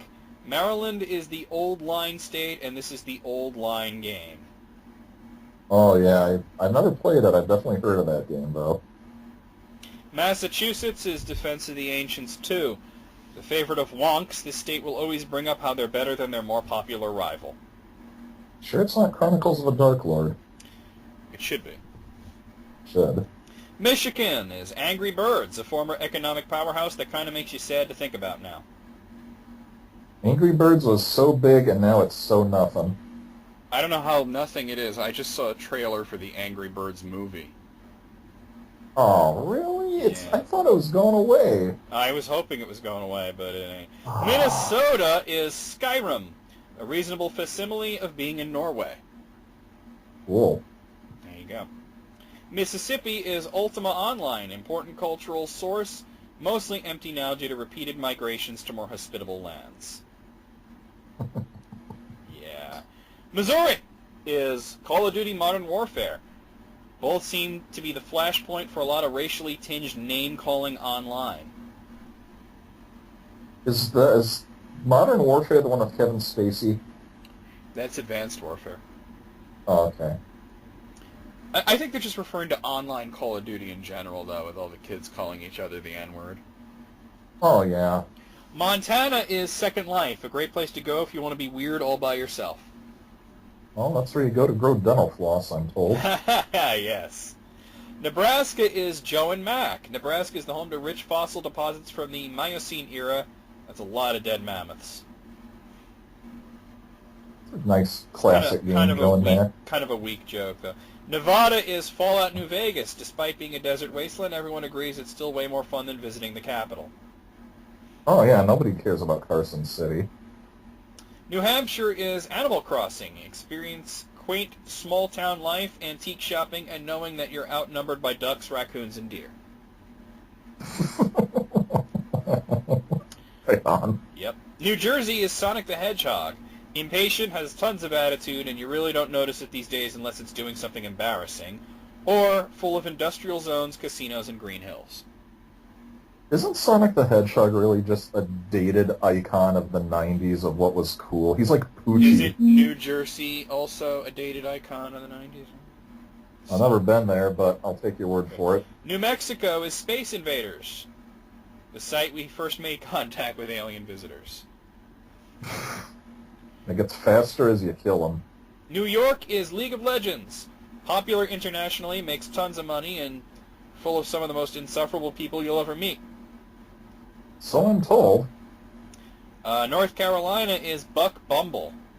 Wait, this isn't the official mascot of the Charlotte Hornets? Wah, wah, wah. North Dakota is StarCraft. Mining for valuable gas and minerals is the chief priority in this state. Okay. Ohio is Kerbal Space Program, the home of the Wright brothers, Neil Armstrong, and other goofy-looking dudes in unlikely flying machines. Oklahoma is Red Dead Redemption. Live out your Wild West cowboy fantasies and try to live with all the awful things you've done. Oh, yes. Red Dead Redemption is another top 10. Oregon is Far Cry 3. You can take over government bases without any real repercussions. Well, didn't one of those Bundys just kill somebody? No, one of them got killed. Oh, by the police, okay, and then the main guy is in prison. This list was published before that happened. This list was published on the 22nd. Pennsylvania, that's my state, is New Super Mario Brothers. Provides a nearly limitless supply of mushrooms for the entire country. Well, it's a lot of farmland, isn't it? Well, I guess we grow mushrooms here? I don't know. It's a big state. Oh, Rhode Island is the Order 1886. Everyone can't stop commenting on its minuscule length. Snap! Shotguns fired. South Carolina is Dead or Alive Extreme Beach Volleyball, known for heat, moisture, and scantily clad young women. I didn't know that South Carolina was known. I'm going to kind of have to take their word for it on that one, too. South Dakota is GoldenEye. Mount Rushmore is like DK mode for American history. Well, then why not just make it Donkey Kong? That doesn't make sense. All right. Tennessee is Rock Band, a gathering place for bright-eyed young people who are absolutely convinced they can sing. Texas is The Witcher 3. Fiercely independent, intimidatingly huge, and populated by a lot of angry peasants ruled by morally corrupt elites. I've been wanting to play Witcher 3. There you go. Utah is Little Big Planet. Everything I read about it makes it seem very friendly and pleasant, but I have no interest in ever paying it a visit. That's pretty apropos. Yeah. Vermont is Slender. Endless forest for you to wander around aimlessly forever. Virginia is Metal Gear Solid 4, Guns of the Patriots, the home of patriots, rebels, more than a few conspiracies, and a convoluted amount of military history. And cutscenes? I guess so. Washington is Heavy Rain. Yes, this is a bad weather joke. Just keep scrolling. Oh, it's like, I gotta finish that one of these days. West Virginia is The Binding of Isaac, an unfortunate example of what happens when religion and type 2 diabetes gets out of hand. Oh, and a lot of poop. Yeah, a lot of poop. Wisconsin is Harvest Moon. Adorable cows, hard-working women, and the resigned feeling that you can never leave. Well, I keep coming back here. There you go. And finally, Wyoming is Where in the World is Carmen Sandiego? Just locating this state on a map will test your geography skills to the limit. It looks like yes, Colorado. Which innocuous rectangle is it? It's one out west. Yeah, one of those big rectangular states that no one gives a shit about, right? Yeah, it's the littler one above the one that looks just like it. Well, anyway, what are you going to say out of 50? I'll go. I enjoyed that list a lot. I will go 48. There were a couple of hacky jokes, but overall I did enjoy it. I'm going to say 45 on that one. And let me see. Since I have my phone open anyway. What are the other ones that I have? Oh, you know what? I can do this one. I have this list. It's 100 evil overlord rules that even Darth Vader should heed. And I wanted to do it with Tanya, but she had already seen it. Oh, okay. So, just give me 1 second. I gotta adjust my seat here, because I'm, like, ready to flop out of it. Stupid fucking thing. Ugh. Alright. Okay. So, this is really funny, but Tanya had already heard it, and I was like, that sucks. So, these are the evil overlord rules that they should follow. There's 100 of them. Number 1, my legions of terror will have helmets with clear plexiglass visors, not face-concealing ones. Yep. Number 2, my ventilation ducts will be too small to crawl through. Just like in real life. Number 3, yeah. I will never utter the sentence, but before I kill you, there's just one thing I want to know. Now, how will you kill me while I blabber on? Yeah. Number 4, shooting is not too good for my enemies. Number 5, the artifact which is the source of my power will not be kept in the mountain of despair beyond the river of fire guarded by the dragons of eternity. It will be in my safe deposit box. The same applies to the object which is my one weakness. It's not going to be in the spooky roller disco either. No. Number 6, I will not gloat over my enemy's predicament before killing them. Gloat after, is what I say, right? Kill them, then gloat. Number 7, when I've captured my adversary and she says, look, before you kill me, will you at least tell me what this is all about? I'll say no and shoot her. No, on second thought, I'll shoot her and then say no. I'm not falling for that one again, Mr. Bond. Yeah. Number 8. Okay. After I kidnap the beautiful princess, we will be married immediately in a quiet civil ceremony, not a lavish spectacle in 3 weeks' time during which the final phase of my plan will be carried out. Number 9. I will not include a self-destruct mechanism unless absolutely necessary. If it is necessary, it will not be a large red button labeled Danger Do Not Push. The big red button marked Do Not Push will instead trigger a spray of bullets on anyone stupid enough to disregard it. Similarly, the on and off switch will not be clearly labeled as such. Push me. Number 10. I will not interrogate my enemies in the inner sanctum. A small hotel well outside my borders will work just as well. Number 11. I will be secure in my superiority. Therefore, I will feel no need to prove it by leaving clues in the form of riddles or leaving my weaker enemies alive to show they pose no threat. It's like all bad guys gotta brag. Yeah. Number 12. One of my advisors will be an average 5-year-old child. Any flaws in my plan that he is able to spot will be corrected before implementation. That makes sense. Number 13. All slain enemies will be cremated or at least have several rounds of ammunition emptied into them, not left for dead at the bottom of the cliff.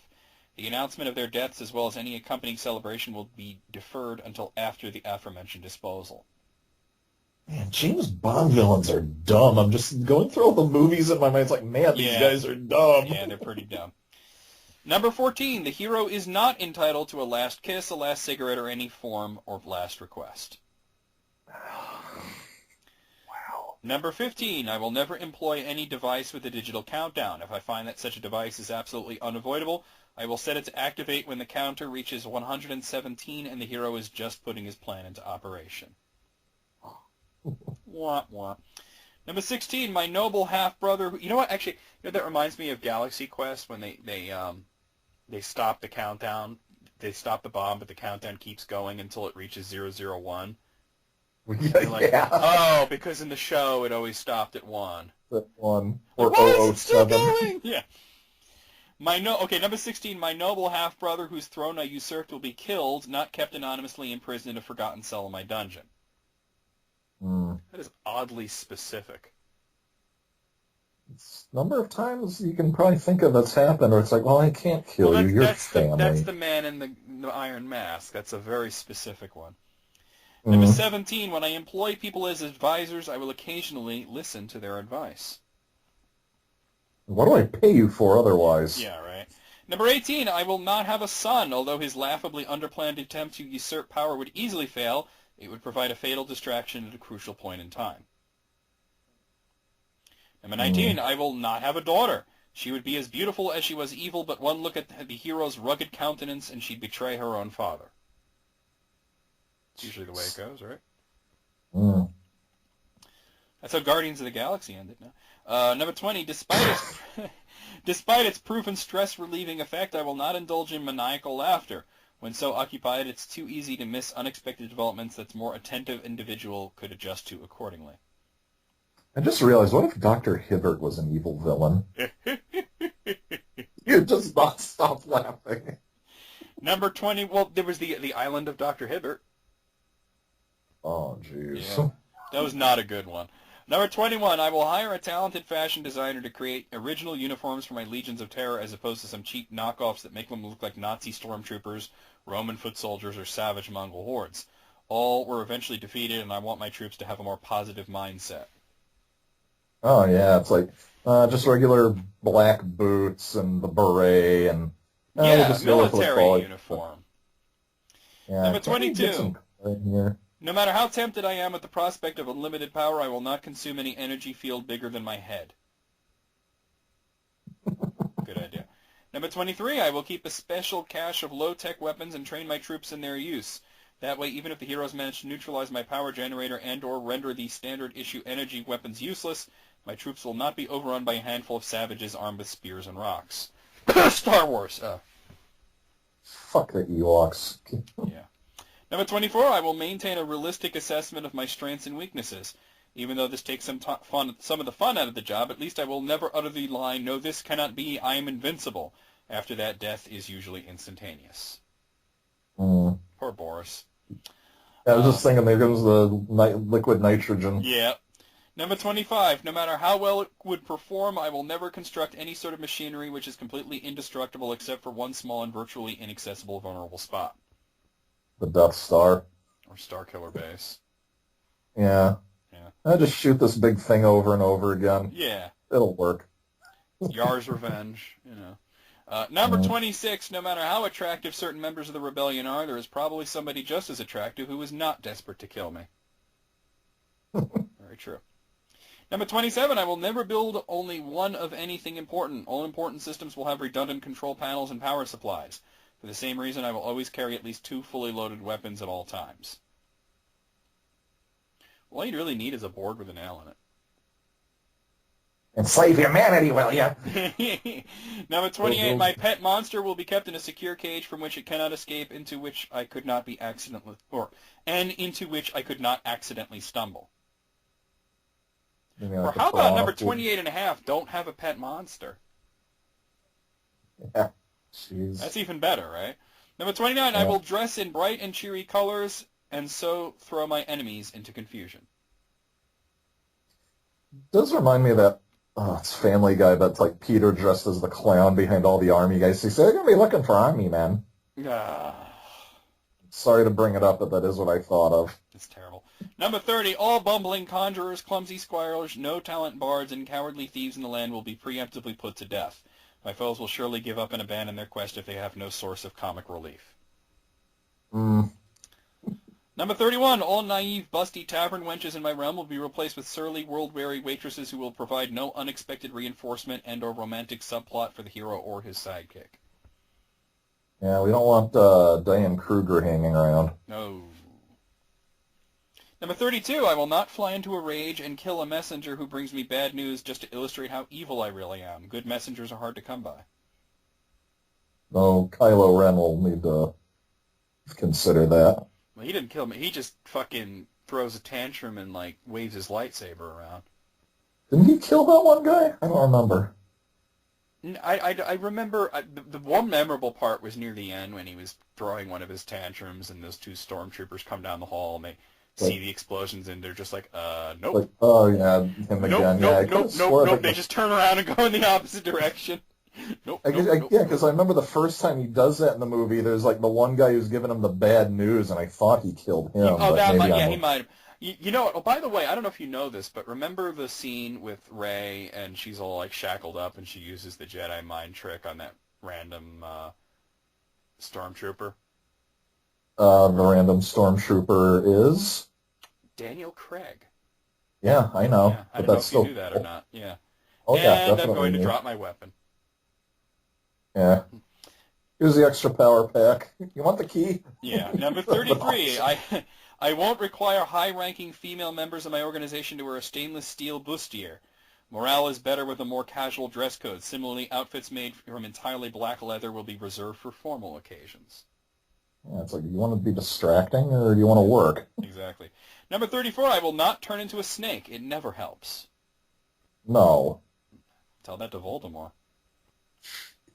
Number 35, I will not grow a goatee. In the old days, they made you look diabolic. Now they just make you look like a disaffected member of Generation X. Mm. Or a raccoon, a raccoon magician. Trying to think of sound that goes with now. Number 36, I will not imprison members of the same party in the same cell block, let alone the same cell. If they are important prisoners, I will keep the only key to the cell door on my person instead of handing out copies to every bottom-rung guard in the prison. Somebody's got to have a key. I Yeah, found right. one. Number 37, if my trusted lieutenant tells me my legions of terror are losing a battle, I will believe him. After all, he is my trusted lieutenant. You put him in charge for a reason. So many of these make me think of Star Wars. Like, evacuate in our moment of triumph? I think you overestimate their chances. Number 38. If an enemy I have just killed as a younger sibling or offspring somewhere, I will find them and have them killed immediately, instead of waiting for them to grow up harboring feelings of vengeance towards me in my old age. Yeah. Number 39. If I absolutely must ride into battle, I will certainly not ride at the forefront of my legions of terror, nor will I seek out my opposite number among his army. Makes sense? Yeah. Yeah. Number 40. I will be neither chivalrous nor sporting. If I have an unstoppable superweapon, I will use it as early and as often as possible instead of keeping it in reserve. What, do we got to fly around Yavin, blow up Yavin, and then the moon will be there? They did that on How It Should Have Ended on YouTube. It was pretty funny.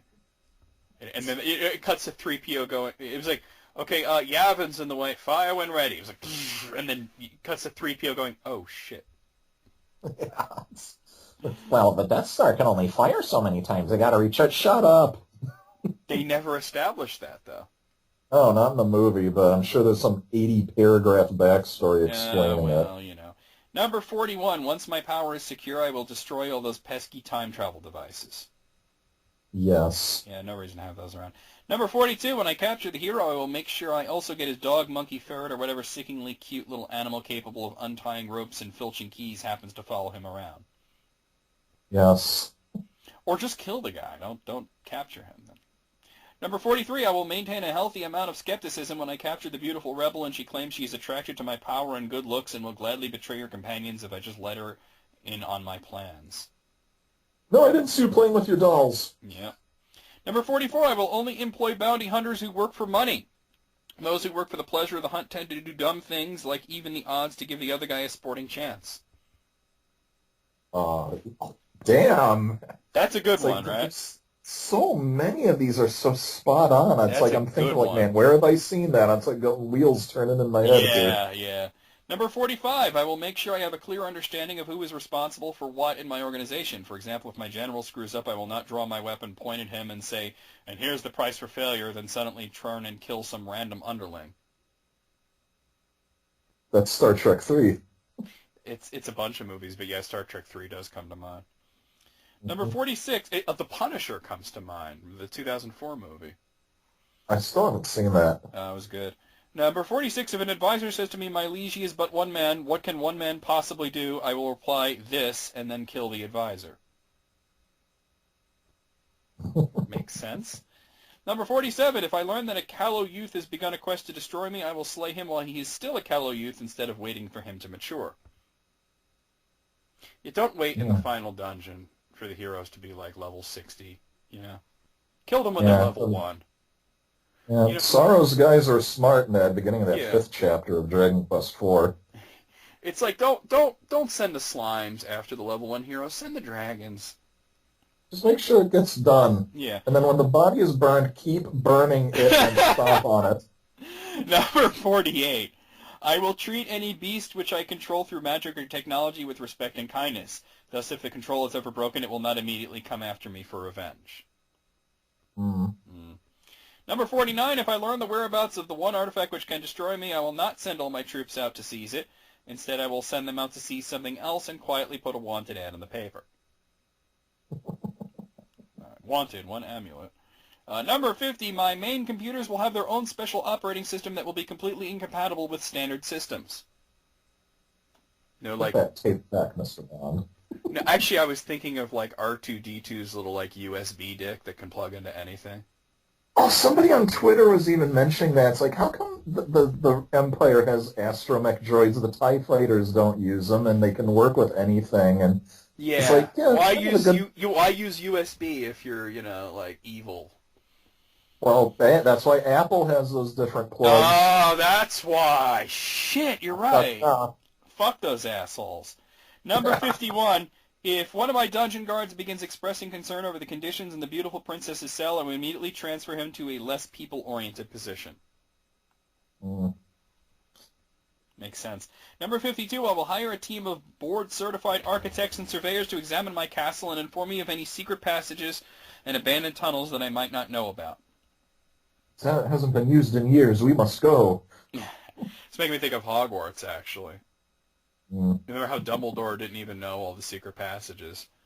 Number 53. If the beautiful princess that I capture says, I'll never marry you, never, do you hear me, never, I will say, oh well, and then kill her.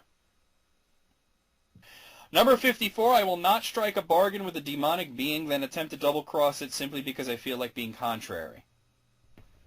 Probably a good idea. Yeah, don't piss it off. Yeah, number 55, the deformed mutants and oddball psychotics will have their place in my legions of terror. However, before I send them out on important covert missions that require tact and subtlety, I will first see if there's anyone who is else equally qualified who would attract less attention. Yeah, it'd be a little more like, don't want to attract too much attention. Well, these guys like the weirdos. Number 56, my legions of terror will be trained in basic marksmanship. Any who cannot learn to hit a man-sized target at 10 meters will be used for target practice. Yeah, stormtroopers. Yeah. Although in Force Awakens they were good shots at least, right? Yeah, I was even thinking it's like, Obi-Wan even has that line in the first movie about these blast points are too precise for sand people. Well, what's funny, though, is in the first Star Wars they were good shots until they infiltrated the Death Star. Then they became idiots. Oh, yeah, it's like, jeez. Because, they kill off all these randos in the first scene. They just come in and they massacre all the rebels. But then when there's only important characters left, all of a sudden they can't hit shit.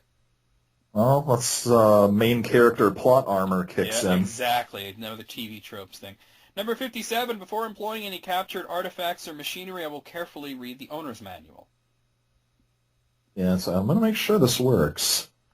At least Google it, right? Number 58, if it becomes necessary to escape, I will never stop to pose dramatically and toss off a one-liner.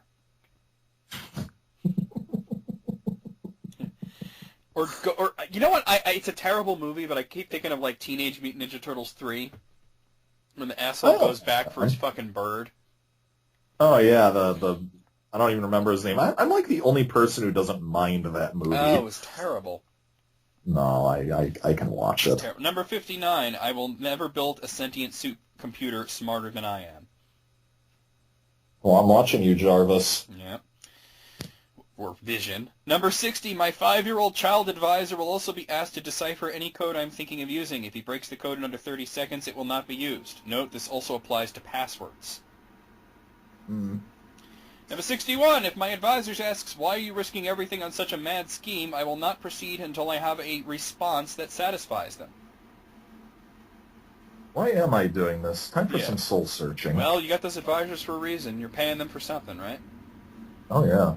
Number 62, I will design fortress hallways with no alcoves or protruding structural supports which intruders could use for cover in a firefight. And make sure that garbage chute is sealed up. Yeah, Star Wars again, right? Number 63, bulk trash will be disposed of in incinerators, not compactors, and they will be kept hot with none of that nonsense about flames going through accessible tunnels at predictable intervals. I just thought of Judge Dredd. Makes sense. Or Galaxy Quest. Oh yeah, right through the chompers. Why are there giant chomper things? That doesn't even make any sense. They don't serve a purpose. Fuck that! Oh, that was edited. Yeah. Number 64, I will see a competent psychiatrist and get cured of all extremely unusual phobias and bizarre compulsive habits which could prove to be a disadvantage. Well, that's the end of Batman right there, huh? Hmm. Number 65, if I have a computer system with publicly available terminals, the maps they display on my complex will have a room clearly marked as the main control room. That room will be the execution chamber. The actual main control room will be marked as sewage overflow containment. Well, we don't need to go there. Yeah, why would we ever go there? Number 66, my security keypad will actually be a fingerprint scanner. Anyone who watches someone press a sequence of buttons or dusts the pad for fingerprints, then subsequently tries to enter by repeating the sequence will trigger the alarm system. Hail Hydra. Makes me think of the Amazing Spider-Man, too.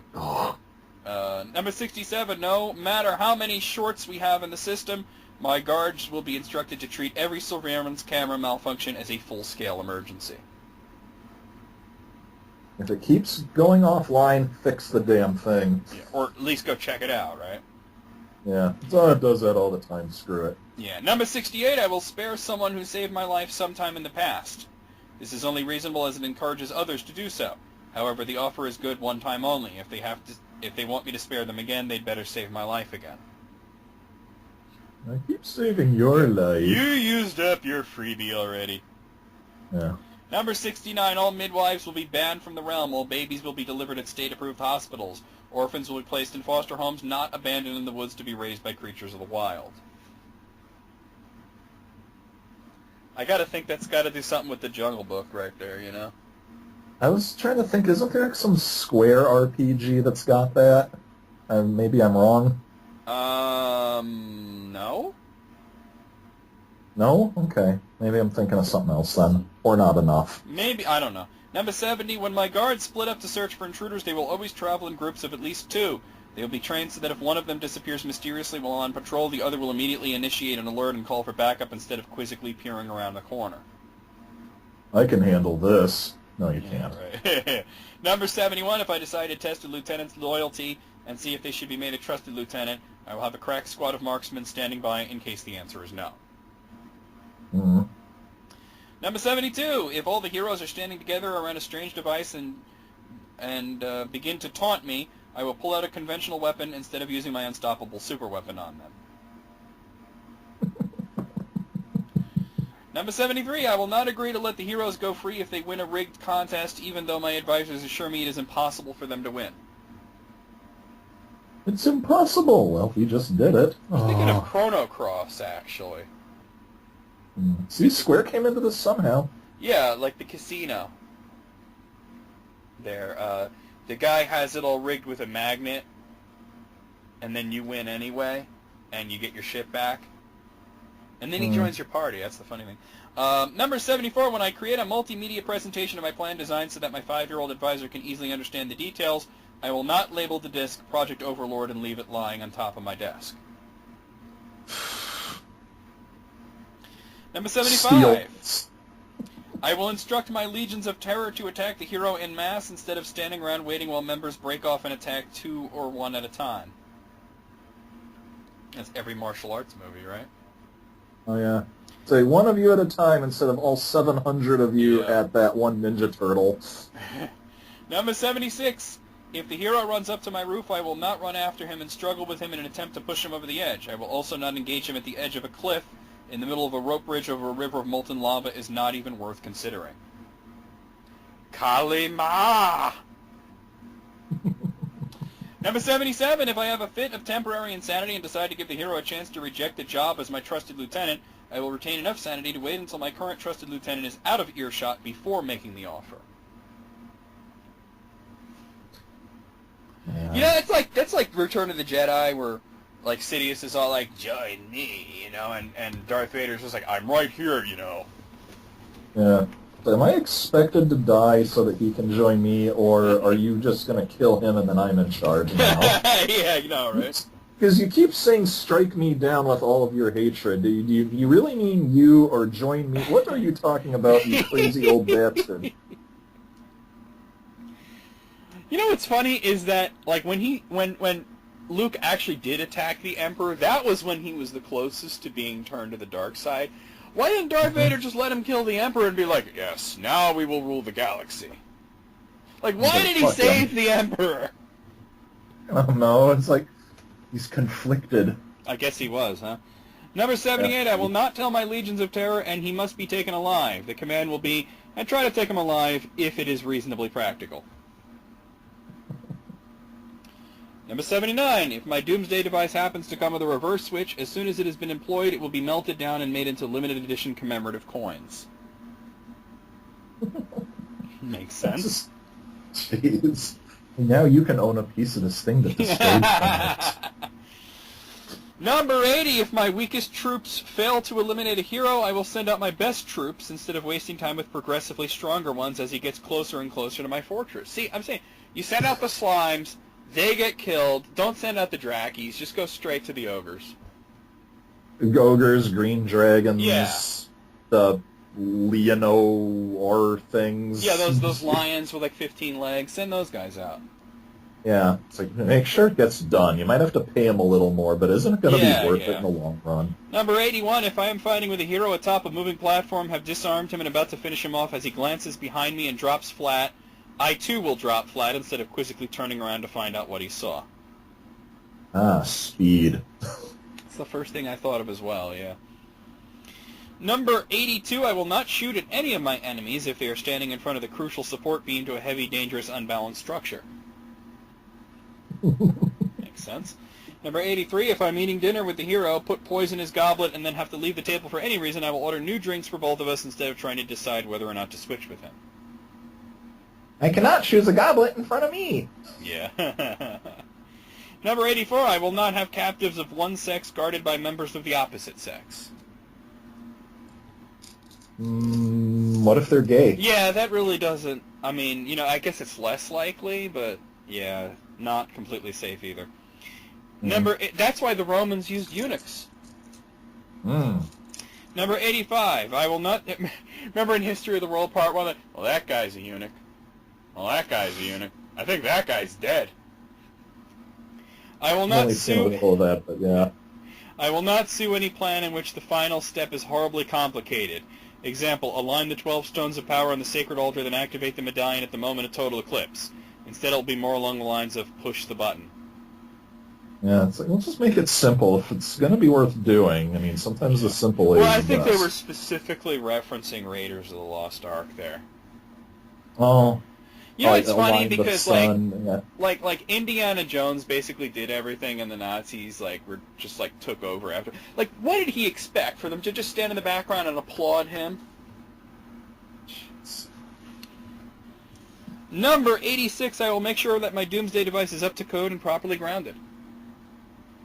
Makes sense? It's like, hey, can't have any cock-ups on this. Our plan rests on this thing. Yep. Number 87, my vats of hazardous chemicals will be covered when not in use. Also, I will not construct walkways above them. Going back to... No, actually, I was thinking... Because that was just some chemical plant. That wasn't some evil guy's lair. I was thinking of Amazing Spider-Man 2 with the guy falling into a thing and becoming Electro, and it's like, you asshole, why was that even open? Well, we gotta feed the eels. Yeah, I know, right? The Green Goblin really fucked that up. Number 88, if a group of henchmen fail miserably at a task, I will not berate them for incompetence, then send the same group out to try the task again. You do it right this time! Jaws, I will give you a new nail file if you do it right this time. Yeah. Number 89, after I capture the hero's super weapon, I will not immediately disband my legions and relax my guard because I believe whoever holds the weapon is unstoppable. After all, the hero held the weapon and I took it from him. Number 90. I will not design my main control room so that every workstation is facing away from the door. That's every James Bond movie as well. Number 91. I will not ignore the messenger that stumbles and exhausted and obviously agitated until my personal grooming or current entertainment is finished. It might actually be important. Well, this is the best part. Yeah. Right. Well, pause it. Number 92, if I ever talk to the hero on the phone, I will not taunt him. Instead, I will say his dog perseverance has given me new insight on the futility of my evil ways, and that if he leaves me alone for a few months of quiet contemplation, I will likely return to the path of righteousness. Heroes are incredibly gullible in this regard. Makes sense? These are great. Number 93, if I decide to hold a double execution of the hero and an underling who failed or betrayed me, I will see to it that the hero is scheduled to go first. Yeah, it's like you get to watch what happens. I can imagine what it's going to be like to die, thank you.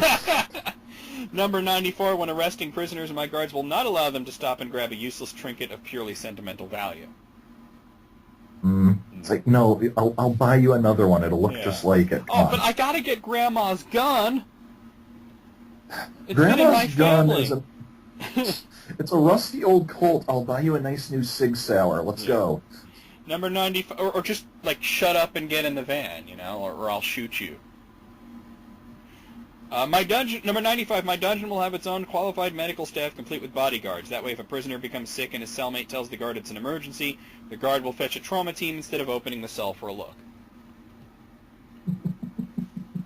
You fool, frogs have not belly buttons.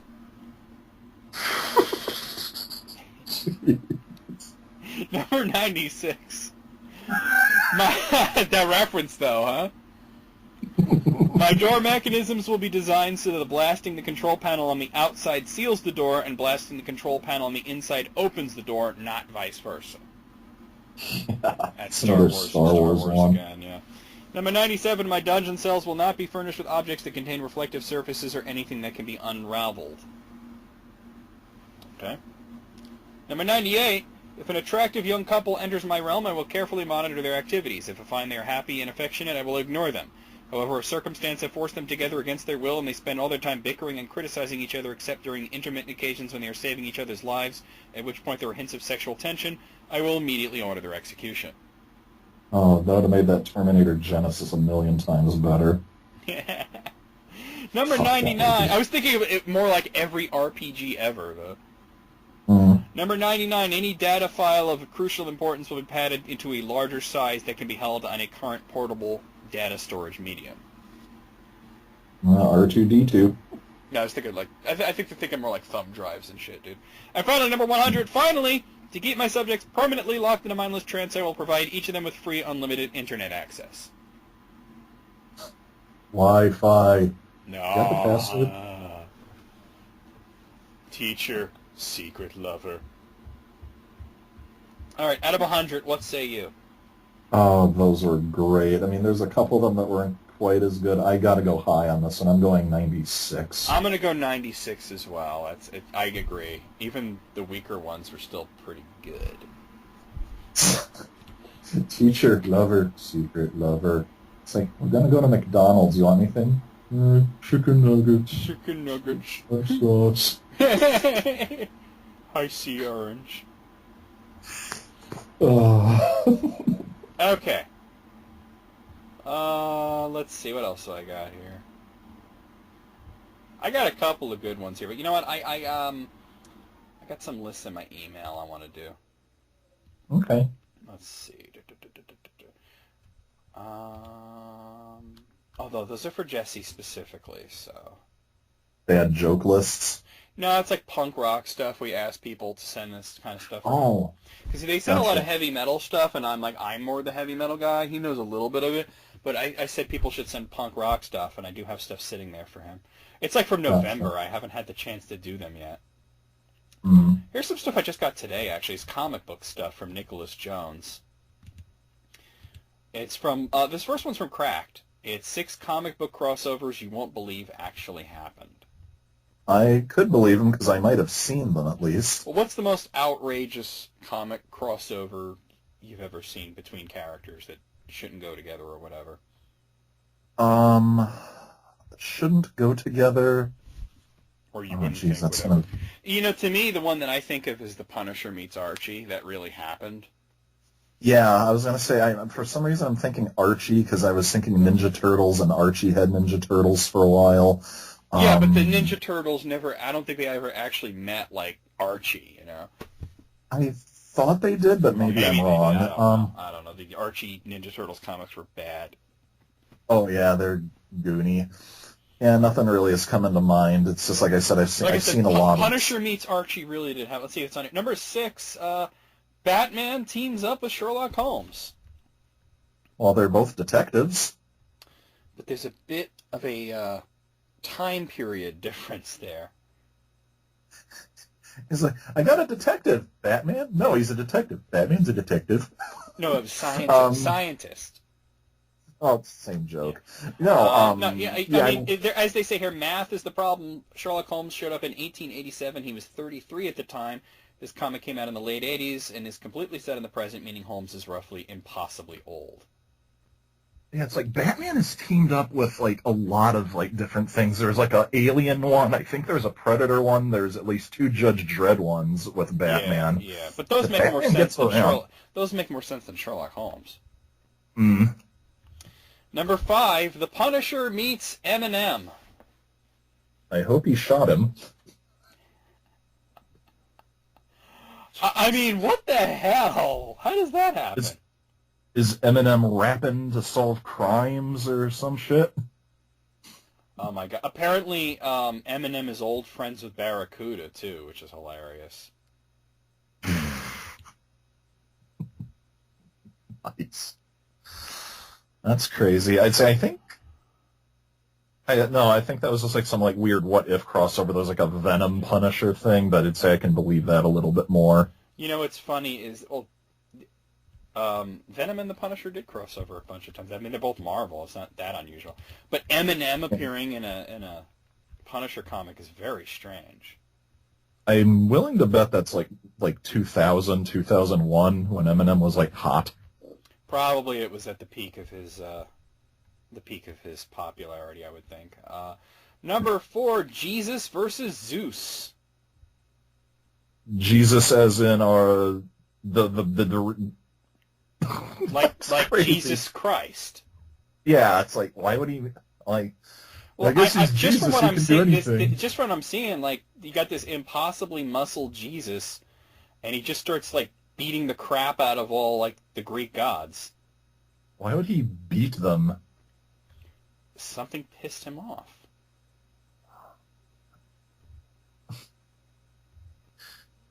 All right. I don't know. I mean, I really can't believe that happened, even though I'm looking at it. Number 3, I know about the X-Men Star Trek crossover. That was stupid as hell. They did it twice too. They did it 2 times. They did with Next Generation right after the First Contact movie. Yes, they did, and I mean they even had like the whole Picard and Professor X looking the same jokes. Clever. Yeah. Number 2, Spider-Man and Iron Man intersect with a daytime soap opera. What's... Okay. Apparently, in 2006, the soap opera Guiding Light had a chick who became like a cheesy superhero, and then they put her into a Marvel comic with Iron Man and Spider-Man. Oh, yikes. That's terrible. And the number 1 is Superman versus pretty much anyone, and they're using a blanket term. I see Superman and He-Man. I see Superman meets Jerry Lewis. Superman versus Muhammad Ali. Superman and the Quick Bunny. I've seen that. Superman and the Quick Bunny is possibly the weirdest one there. I could have swore there was one with a Kool-Aid Man once. That probably happened. Super. There really was a Superman versus Muhammad Ali comic, by the way. No, I don't doubt it. Yeah. And in case you're wondering, like, how would that even happen, I guess they went to a planet with, like, a blue sun, so Superman didn't have any powers. So you had to actually rely on actual fighting skills and Muhammad Ali's boxing prowess. Well, I think Muhammad Ali actually won. That's the funny part. Mm. So there you go. But yeah, out of 6, I'll say 6. Those are all pretty bizarre. I'd say 6, and I don't plan on reading any of them. Although I am so curious about the Punisher Eminem one, just morbidly curious, you know. All right, the other one he sent is also a comic book list. It's from WhatCulture.com. It's the 10 best crossover events in comics. Alrighty. So what do you think is the best comic book event of all time? The one I'm not the best with comics, but I'm gonna say the biggest one would have to be that first Infinite Crisis thing from the '80s. Crisis on Infinite Earths. Yeah. Yeah, I gotta think it's probably Crisis on Infinite Earths. Mm. That I would agree with that. All right, well, let's see what we have here. Number 10 is Our Worlds at War. That was with the one with Imperiex and all the DC heroes and the villains all had to team up to fight this guy. He pretty much was like Galactus. Oh. Yeah. Galactus. Okay. Number 9 is Spider-Man. This was the crossover between Spider-Man and Ultimate Spider-Man. Oh, okay. I was thinking it better not be that clone thing from the 90s. No, that was called Clone Saga. I didn't read Spider-Man. I don't know how it is, but there. I don't know. Mm-hmm. Number 8 is Death of the Family. Death of the Family? That sounds familiar. Well, you might be thinking of the Batman event Death in the Family. That was where Jason Todd died. But this was a more recent thing. This was with the Joker, and it was his return. Because when they started the new 52 universe, like one of the first things the Joker did was cut off his own face, and everybody thought he was dead. Oh, I think you talked about this on another List Critics episode. He came back, and he recovered his face and like stapled it to his mangled head. Oh, that sounds so bad. Sick. No. Death of the Family was sick. Oh, man. Okay, it was either on another List Critics episode or another podcast I'm thinking of, but I do remember I remember talking about it. Number 7, going way back to an old Marvel event, the Kree-Skrull War. Skrulls, that involves Fantastic Four, I assume? Well, it was the Fantastic Four were in it, the Avengers were in it, but it was really more of a Captain Marvel event because he was a Kree. Oh, okay. So, yeah. Mm-hmm. Number 6, Age of Ultron, which had nothing to do with the movie. No, I didn't think so. Yeah, I remember... But honestly, to be really brutally honest, Age of Ultron was terrible. The movie? No, the book was terrible. Oh, the book, okay. It was a blatant rip-off of Days of Future Past. Oh, okay. It was the exact same thing. What, go back in time to stop this horrible future from happening? They had Wolverine go back in time to kill Ant-Man before he would invent Ultron. Oh, that just sounds like... the same exact thing, right? Kitty Pryde going back to prevent the Sentinels. You know, it's the same exact thing. Yeah, jeez. Number 5 is 52. Oh, okay, that's the other like major big DC thing. It wasn't a major big thing, but it was a really interesting. It was a very interesting thing because what they did is after Infinite Crisis, not Crisis in Infinite Earths, but Infinite Crisis, they did a thing called 1 Year Later, where all the DC books skipped ahead a year, and then they did a book called 52, which chronicled that missing year, and it came out weekly, one comic every week for 52 issues. Yeah, I heard about that. That was supposed to be a big deal. It was really good. Yeah. Number 4, Civil War. That is a love it or hate it Marvel thing that hopefully the movie will be better than. The movie does look really good. The comic was really bad, actually. I mean, it started out really good, but it became very ham-handed and just... polarizing? No, it wasn't polarizing. It was supposed to be polarizing. It was supposed to make people debate on which side was right, and instead they just had Captain America as the paragon of everything awesome, and Iron Man was pure evil. Yeah, he was like the biggest right-wing dickhead on the planet, is more or less what they were portraying him as. He wasn't really right-wing at all. He was just... He was fascistic, if anything.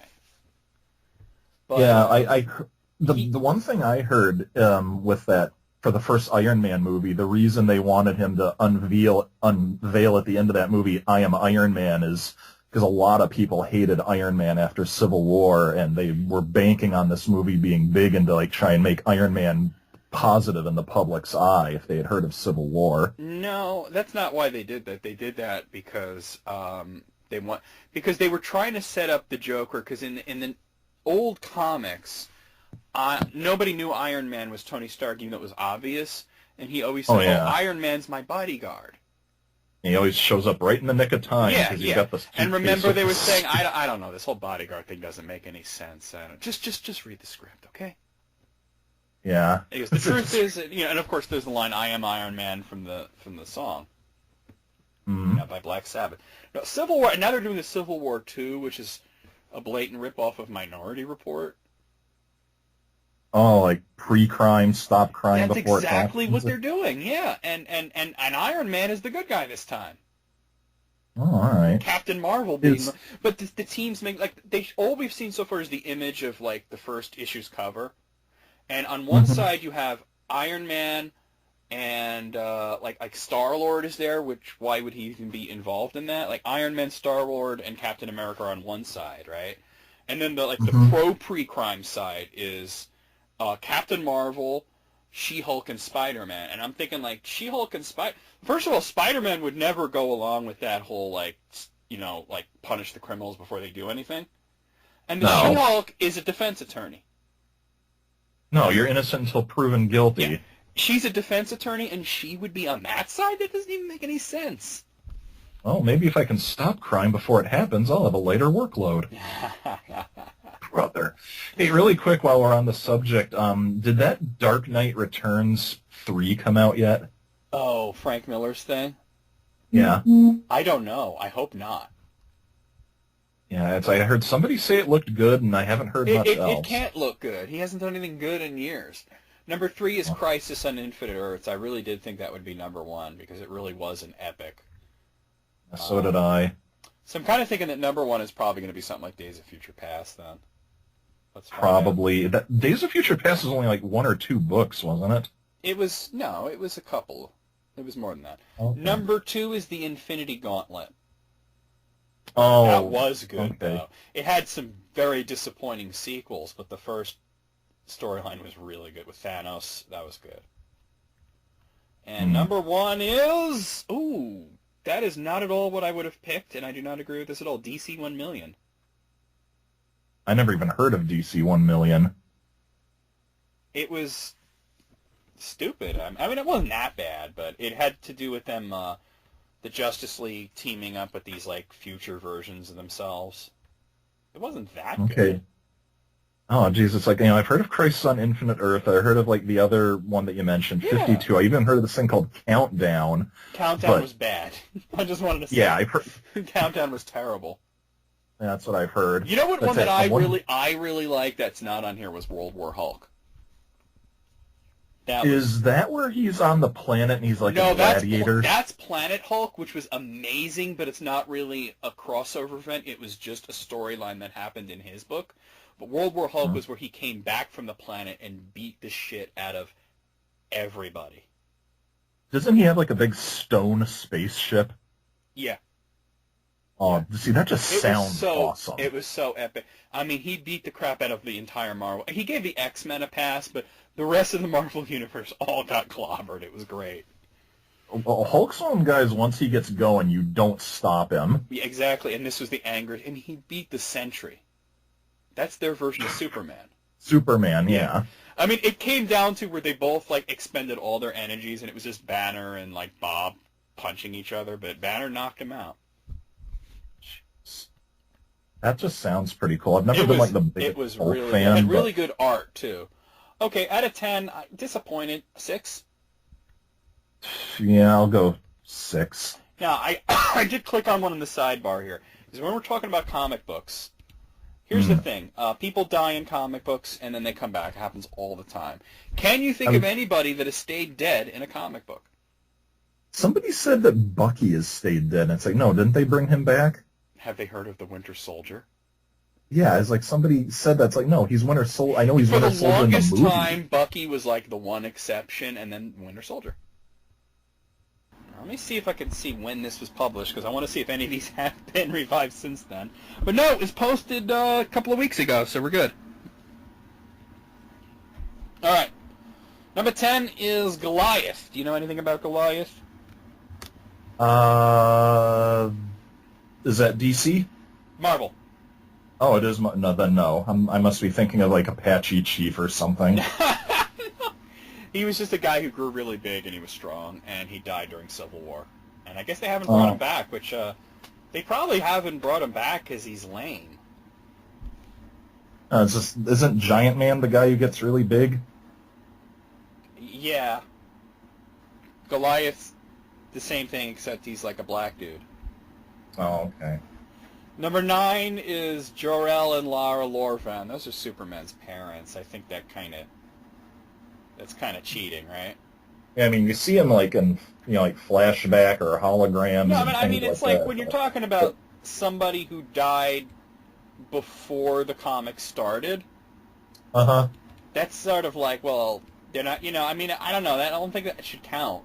Because we want to talk about characters that were established, died, and then, you know what I mean? I don't know. I think that's cheating. Let's see what else we got here. Number 8, Ant-Man. Eric O'Grady version of Ant-Man. The thing is, there's been like 50 million guys who've been Ant-Man, so it's like this particular Ant-Man died. Yeah, it's like there's been like 5 or 6 different Green Lanterns. They didn't Lanterns. bring back Eric O'Grady because he sucked. So there you go. Number 7 is Howard and Maria Stark. That's, again, like... they were already dead when Iron Man started. Yeah, I mean, unless there's been some, like, reboot, reimagining or something that I don't know of. I've read some of the early Tales of Suspense Iron Man. I mean, they're not around. No, they're not. Number 6 is the Ancient One. No idea. He was a Doctor Strange. He was the Sorcerer Supreme before Doctor Strange. Okay. But that doesn't seem like that doesn't seem like it should count, because it's just like, like the old guy passing. I don't know. That's like saying Abin Sur, This list sucks so far. This list does suck so far. Number 5 is Ben Reilly. I can understand why Ben Reilly wasn't brought back, because he was incredibly unpopular. Oh yeah, that was part of the Clone Saga, wasn't it? Yeah. I liked the character to a certain extent, but they weren't willing to commit to it, so they killed him off. Number 4 is Captain Marvel. He did come back. Are we talking about Shazam Captain Marvel or Marvel? The Marvel one, the Kree guy. He did come back during Civil War. So. What a list. Yeah. Number 3, Thomas and Martha Wayne. That doesn't count. How many parents are going to be in this list? Count. Come on, now that's not what is Uncle Ben going to be on the list? Uncle Ben's got to be number 1. What? Uncle Ben's number 1. I guarantee it. I don't doubt it. I mean, we're talking about like superheroes and supervillains. So far, the only one that makes sense is fucking Goliath. Number 2 is Gwen Stacy. That one I'll give you. That makes sense. All right. They've done clones of Gwen Stacy. They've done fake Gwen Stacy, but they've never actually brought her back. Although there's an alternate comic where Peter died instead of Gwen, and she became Spider Chick. Oh yeah, I've seen that. Or at least I know of it. It's supposed to be really good. Number 1 is Uncle Ben. Didn't I not predict the hell out of that? I give this list a 2, and for very appropriate reasons. Out of 10, I will also give it a 2. That was lame. Lame. Well, it's not bad. Lame, you guys. Lame. Lame. Lame. Lame. All right, well, that sucked. Oh, it wasn't that good. Yeah, I do want to wrap this up soon. Let me see what else. Well, those are from you. I can't do those. Let's see what else I got. We could, but it would be a bad idea. We're not doing it. We're not doing it. What do I got here? No, I don't care. No, some of these are lame. What do we got from Alex Shannon here? Okay, I'm going to make this one the last one. Alex Shannon submitted this. It's from Kotaku. Uh-oh. It is a collection of trolling stories about trolls. So essentially, this is not a numbered list, so we'll wind up giving it like a letter grade or something. But basically, Kotaku asked their community what is the worst stories of trolling, and I'm assuming because this is Kotaku that this is mostly going to be related to video games. And people gave their stories, and they picked the best ones. So here we go. All right. What's the worst troll you've ever encountered? So, this one was submitted by JZin666. The worst encounter I ever had with a troll was just after Hurricane Katrina. I'm a New Orleans native, and when I returned home 8 months after the hurricane, I'd been living in Huntsville, Alabama. A friend and I were playing Project Gotham Racing on the 360. I very rarely ever play games online because of the fact that people know anonymity gives you a free pass on common human decency and respect. But the friend that I was playing with goaded me into running a few races online.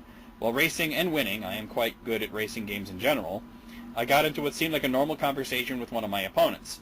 Our conversation had led to where we lived. I told him that I lived in New Orleans, and he immediately came in with some of the most hateful, ignorant, and racist speak I'd ever directed toward me. The one big thing that finally got me to leave the game was when he said, "Yeah, I've seen those stupid dead, drowned niggers in the streets on TV. Was that your family? I hope it was your dad, you fucking nigger bitch." Now, I'm a white guy, and a painfully obvious one at that.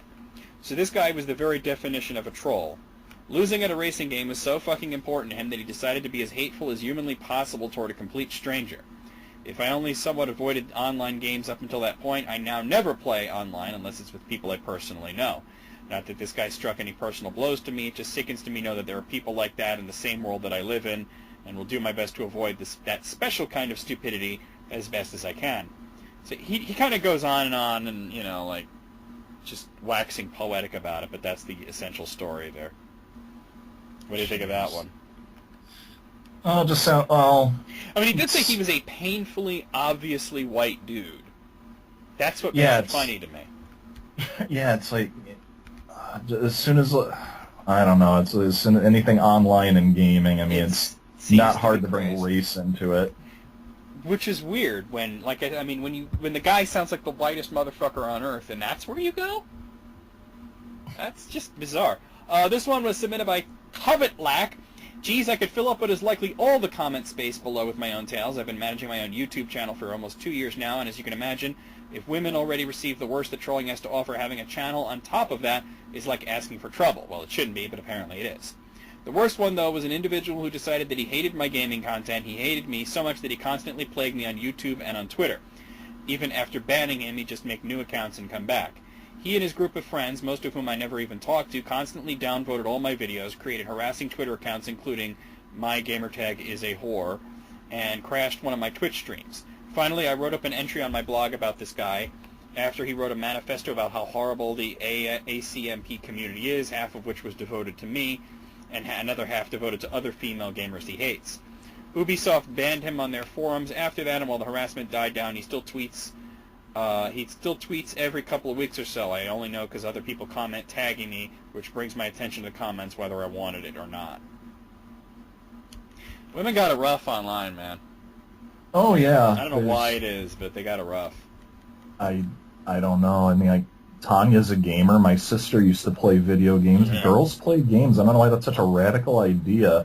It hasn't... You know what's crazy is that it seemed like in like the last decade, in the 2000s, everybody was like, yeah, it's so cool that girls are playing games, and now it's like the opposite of that. Like, no, boys only, get out, I hate girls, you're stinky. It's too bad. It is terrible. Alright, this one submitted by Jorian says, this is technically also a troll, so I hope it counts.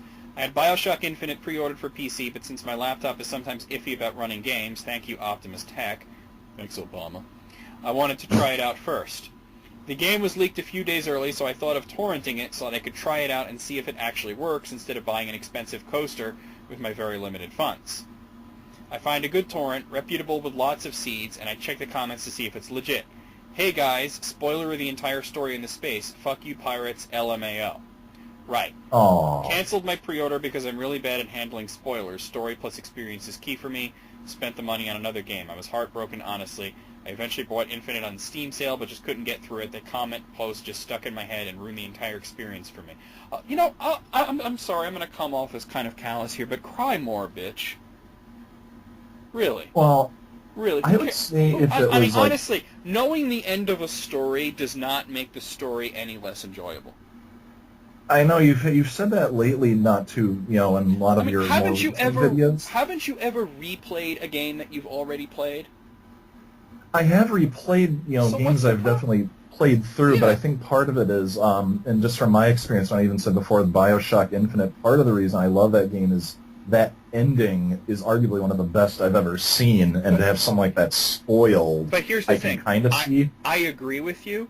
But it is also, the ending to BioShock Infinite is not something that can be summed up in a few words and read accidentally. It's way too complicated. Well, I mean, unless it's just blank is blank. I mean, unless they boiled it down. Yeah, but that's also that's one aspect of it. You know what I mean? Oh, it's not even close to being a big spoiler. All right. Now, this one's Straw Hat. Out of all the trolls I've encountered, the one that stands out was some guy. I think he was raging about how all video games nowadays suck. Anyway, after discussing with the guy long enough, he said something along the lines of, people just can't accept the truth. It's like when I was kicked out of my university job, they refused to accept that the Holocaust wasn't real. Holocaust deniers are assholes. Holocaust denial. I mean, I almost kind of admire the fact that you are believing in something that is so patently retarded. It must take real dedication. You got to work at that. It's like weird. Yeah. It's not everyday stupid. It's advanced stupid. That's kind of right up there with the super religious that believe dinosaurs weren't real or that dinosaurs and humans existed at the same time. Yeah, it's like, come on. Have you ever heard of a rapper named B.O.B.? No. Well, he's not any good, but he's been going on Twitter and even released a fucking song about it. He thinks the Earth is flat. Oh, that guy. Okay, yeah. As soon as you said flat, okay. He thinks the Earth... He did a song called Flatline about it. He thinks the Earth is really flat. Sail off of it. It's like, no! It's crazy. All right, this is from Punishing Crab. Says, on this site, actually, I guess referring to Kotaku, I told a story about when I was a kid. I could never tell the color of the battery light on my Game Boy because I'm red-green colorblind.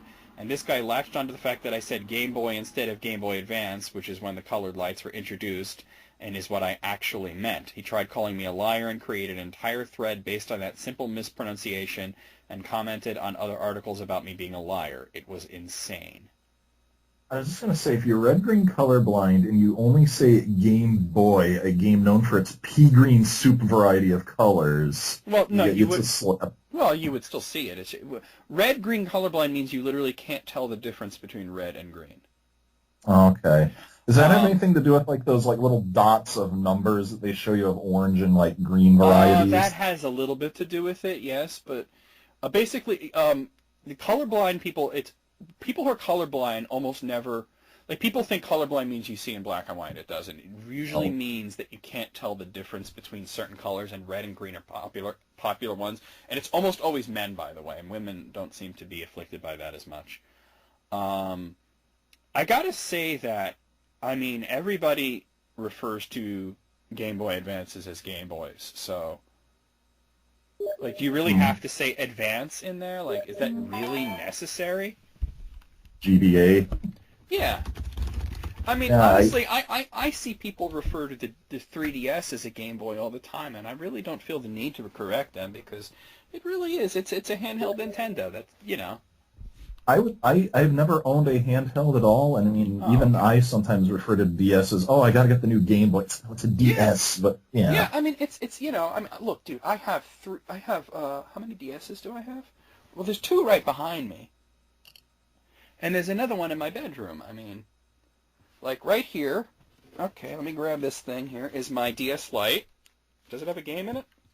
No, it does not. This is my DS Lite right there. And then I have my new 3DS XL right behind me, which probably has a game in it. Let's see what's in here. Dragon Quest VI is in there. And my regular 3DS is in the other room. And I have I mean, I actually have a lot of handheld consoles, as you can tell. You know, I love those things. Yeah, that PC seems to be your bread and butter. Did you ever get a new Vita? I don't remember. I have a Vita, but it's broken. Oh, it's you actually never got a new right. one. I can reach it over here. Is this my Vita or my PSP? Oh, it's the Vita.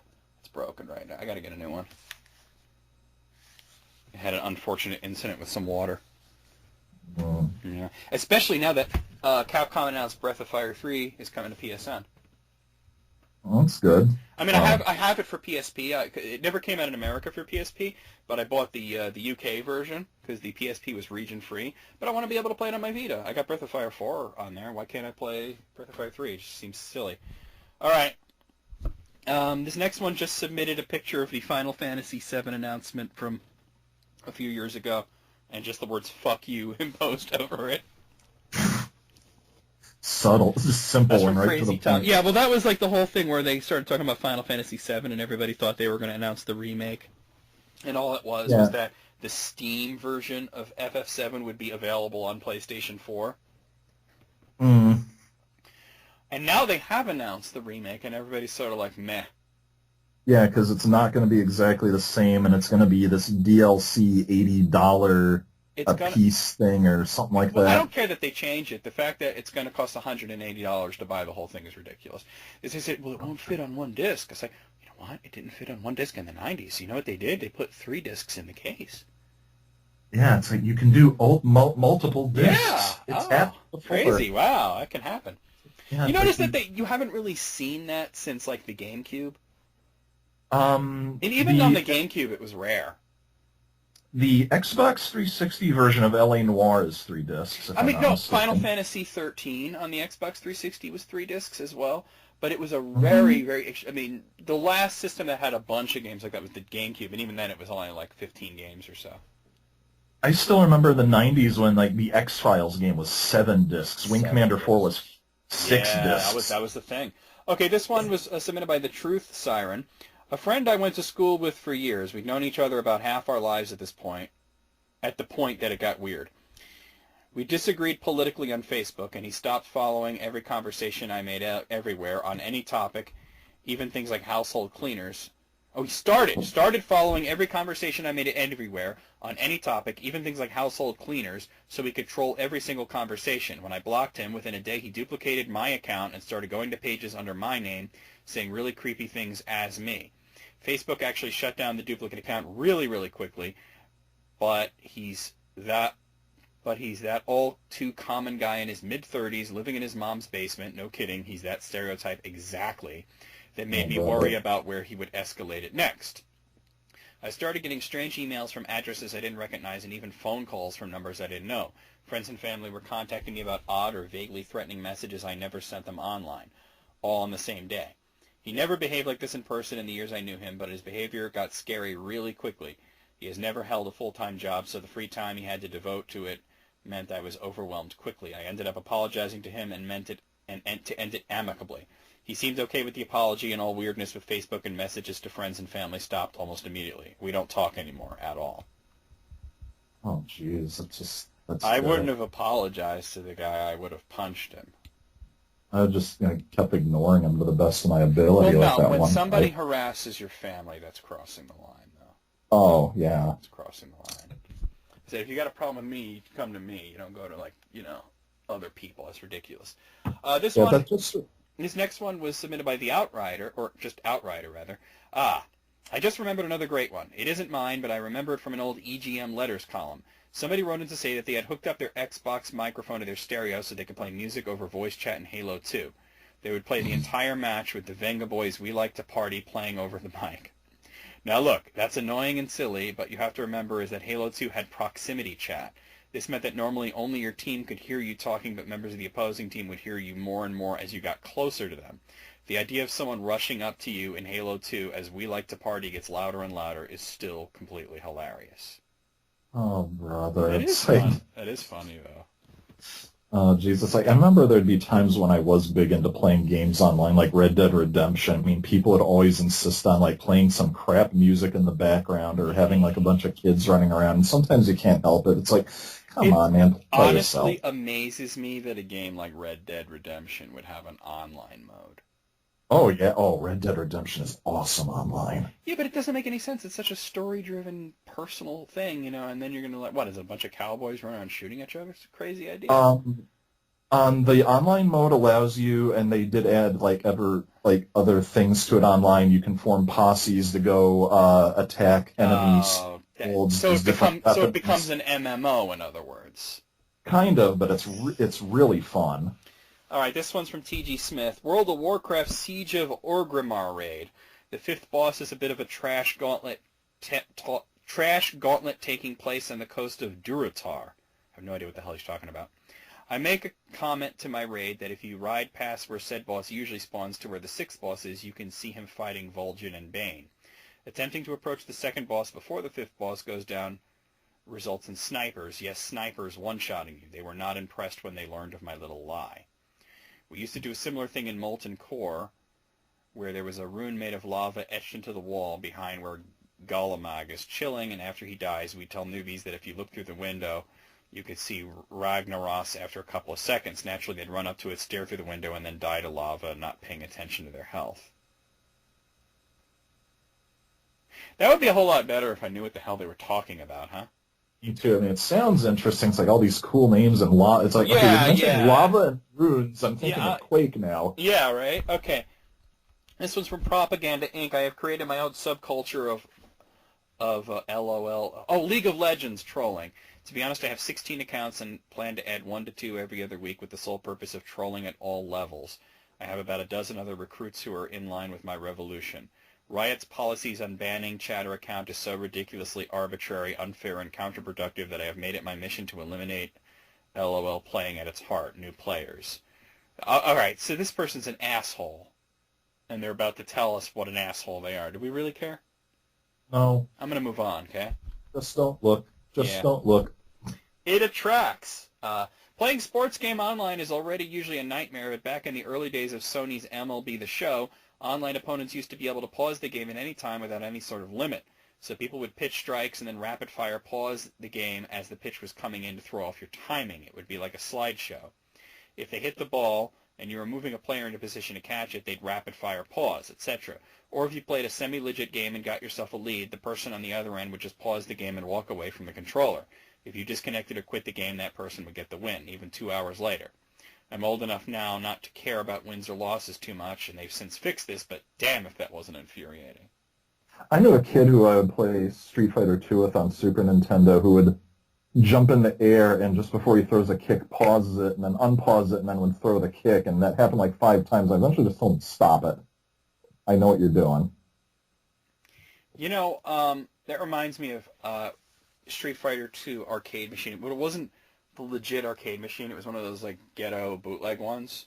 Oh, I remember a liquor store having one of those. And this one was like right out on the sidewalk, Mm-hmm. It was crazy, but I played it every once in a while, and it had this glitch where if you play Zangief, you could jump up in the air and do the spinning lariat thing, and then you would be able to jump again. And you could do that infinitely. He would jump up and up and up and up. And eventually, Zangief would loop around to the bottom of the screen, and he'd come up through the floor. And so he's like the Cheetahman Zangief. Yeah, exactly. But you wouldn't be able to hit him, but he'd be able to grab you with the spinning pile driver. So these players, they would do this usually against the computer, where they'd, jump, spinning lariat, jump, spin, and then come up through the floor and do this clothesline, and then you'd see, and they do it a couple times, like they'd go up like 5 or 6 times. So then when they did, it looked cool. They do the clothesline and be like, shoo, shoo, shoo, shoo, shoo, shoo, shoo, So anyway, I was playing the thing, and this kid who was like 12 or something comes up, right? I was about 15 at the time. And so this kid was a couple of years younger than me, and he put his quarter in, and he selected Zangief. And right when he selects Zangief, I'm like, this motherfucker, So I looked at him, and I said, if you do that fucking jumping through the floor shit, I will kick your ass. And he started doing it, and I'm watching him go up and up and up and up and up and come through the floor and then up, and he did it. And I let him get away with it once, and then I just like casually like reached over and clocked him. And he's like, hey, and I'm like, now play the fucking game right. So I told you, and what did you do? Yeah, exactly. Like, I didn't say that for my health. No. Like, when you do it to the computer to show off, it's funny. When you do it to another person, you're being a dick. Oh, okay. Yeah, that's a... This one was submitted by Arlo. The one that will always stand out to me stems from a Gears of War 2 match a few years back. My brothers and I love playing Guardian mode, which, if you don't know, what that is, involves two teams who continuously respawn until they kill the other team's leader, at which point they can be picked off and the round is over. It's a lot of fun, but it can lead to some heated matches. Anyway, during this one match, my team and the opposing team are each tied with 1 round to go. My youngest brother gets selected as leader, and my other brother spends the match trying to defend him while I run around with the rest of the squad trying to take out the enemy team. Except we get our asses kicked repeatedly, and soon enough both my brothers are killed. With no leader, it's not long before everyone else gets picked off and I'm the last guy left. But then something great happens. I kill the enemy leader, then rush around the map, blood drive, one of my favorites, taking out the other enemies. Somehow we win and both teams are shocked. Most of us actually formed a party and played a few more matches, and I made a few great friends, except for one guy. He spent the rest of the day spamming my inbox with voice and text messages telling me I was a cheating faggot, that since he was hosting the game, he should have beaten me, and that he was reporting me for cheating. After all, his host powers were enough to kill me, he reasoned, so he had all the proof he needed. The one time I responded, he said that he just knew I was a white guy, he was black, and that it was people like me who couldn't even let him enjoy video games. He raved about how I had stolen his moment and that I was just another white supremacist trying to keep him down. It was interesting. Jeez. I don't think that's a troll. That's just somebody who is really butthurt. Oh, yeah. You know, there was no actual trolling. Just one guy who got really... A sore loser is what it really is, you know? Oh, sure. I mean, it's still a shithead, just a different type of shithead. This one's very short. It's from Bradley Whitmore. It says, my friend's cat. He knocks over everyone's cups all the time, and he knows he's doing it. For some reason, I just saw that South Park episode. It's like, Cartman, stop throwing those snappers on the ground. Well, you know, cats are the world's biggest trolls. Like Blofeld has one. Mr. Nefarious, as this next one, was playing Battlefield with a friend back in the day, and he kept shooting our team. A guy asks, what are you, colorblind, fucking idiot? He was not amused when my friend confirmed this was true, and that was why he was having trouble. He returned with, your parents don't love you. My friend again confirmed this to be true, to which his new internet friend replied, you are adopted. He went 3 for 3. All were true, and the troll just stopped talking. That was fun to me. Oh, man. Counter-trolled. Counter-trolled. Nice. Yeah, I am. Zyker submitted this next one. Most of the time, I'm not a troll. I'm a good man, I promise. Now, to me, that's like starting a sentence with, I'm not a racist, but... It's just sometimes during co-op games, I just get this intense urge to grief everyone. For example, while playing Super Mario Bros. Wii, I went about throwing people into lava, actively attempting to throw them off the screen or drown pits, purposely blocking them so they couldn't make the jump. I found it hilarious. Heck, even when not trying to actively hunt down my friend and family, the game design made it so they were all trolling each other at one point or another, jumping in the way of someone, grabbing their item, causing the death of a friend, etc. We decided to ultimately not play the game, for it was the Friendship Destroyer. And during Halo, I don't know why, but I was a monster. I'd play CTF and guard one of my teammates as he made his way back to capture the flag and score a point. But what would I do? At the very last second, I would almost always shotgun him in the back of the head, grab the flag myself, and score the point. This lasted for maybe 2 or 3 games with my friends before they made a rule to never play with friendly fire on when I was in the game. Of course, I did have the most flag captures at least. See, it's like saying, I'm not a racist, but... And I'm not a troll, but I'm going to go do this. Yeah, like, I'm not a racist, but I think we should bulldoze all the non-white people into the ocean. I mean, that's essentially what we're reading here. Yeah. Relic 1980 submitted this one. The worst troll I remember wasn't on game, but on a news group devoted to Sega games and consoles back in the late 90s or early 2000s. He used to harass people, insult them using vulgar language, and particularly insult the group for using any console that wasn't made by Sony. Eventually he got butthurt after some members of the group, including myself, started unloading on him in the same fashion and left. Not something I'm particularly proud of, but it did work. Probably wouldn't work nowadays, though. And at my age, I won't go down that path again. Oh, the console wars. They were fun. Still are. Oh, yeah. Yeah. Well, I was just going to say, it's fun if... Well, never mind, I'm not even going to start a debate. It's silly. It's like, people, Xbox, PlayStation, and it's like, yeah, you know what? They're both good. Can we all just agree that, fuck Capcom? Can we agree on that, And Konami. Yeah, Konami, too. I was just thinking, George Takei has that line, but why must Star Wars and Star Trek fans fight? Yeah, he was like, they're both wonderful in their special ways. We should concentrate on hating Twilight. Yeah. George Takei is great. He was on Gilbert's show this week. Oh, cool. Marasai submitted this next one. Mine would have to be Mass Effect 3. 4-person group during the Box of Shame. For those who don't know, it's an area on one level where people can huddle up with infinite ammo and win easily. BioWare never patched it out and is the most reliable way to farm gear. And one guy starts boxing me in, like preventing me from moving when we had objectives that took us outside the box. He was ensuring that we were 2 people down just to screw with me. Why? Well, when I asked him, he said it was because I was stealing his kills. I was playing a Volus. For the uninitiated, the Volus are medics. The only viable Volus build is one where you replenish the party's shields. They are not at all effective in combat and can't carry any of the good weapons without increasing their cooldown time for their healing powers. The guy screwed over the team's medic because I was scoring higher than him in a co-op game where score is meaningless. I mean, yeah, Mass Effect... They know how to play. Mass Effect is not competitive. It's an RPG. So that's crazy. That is insane.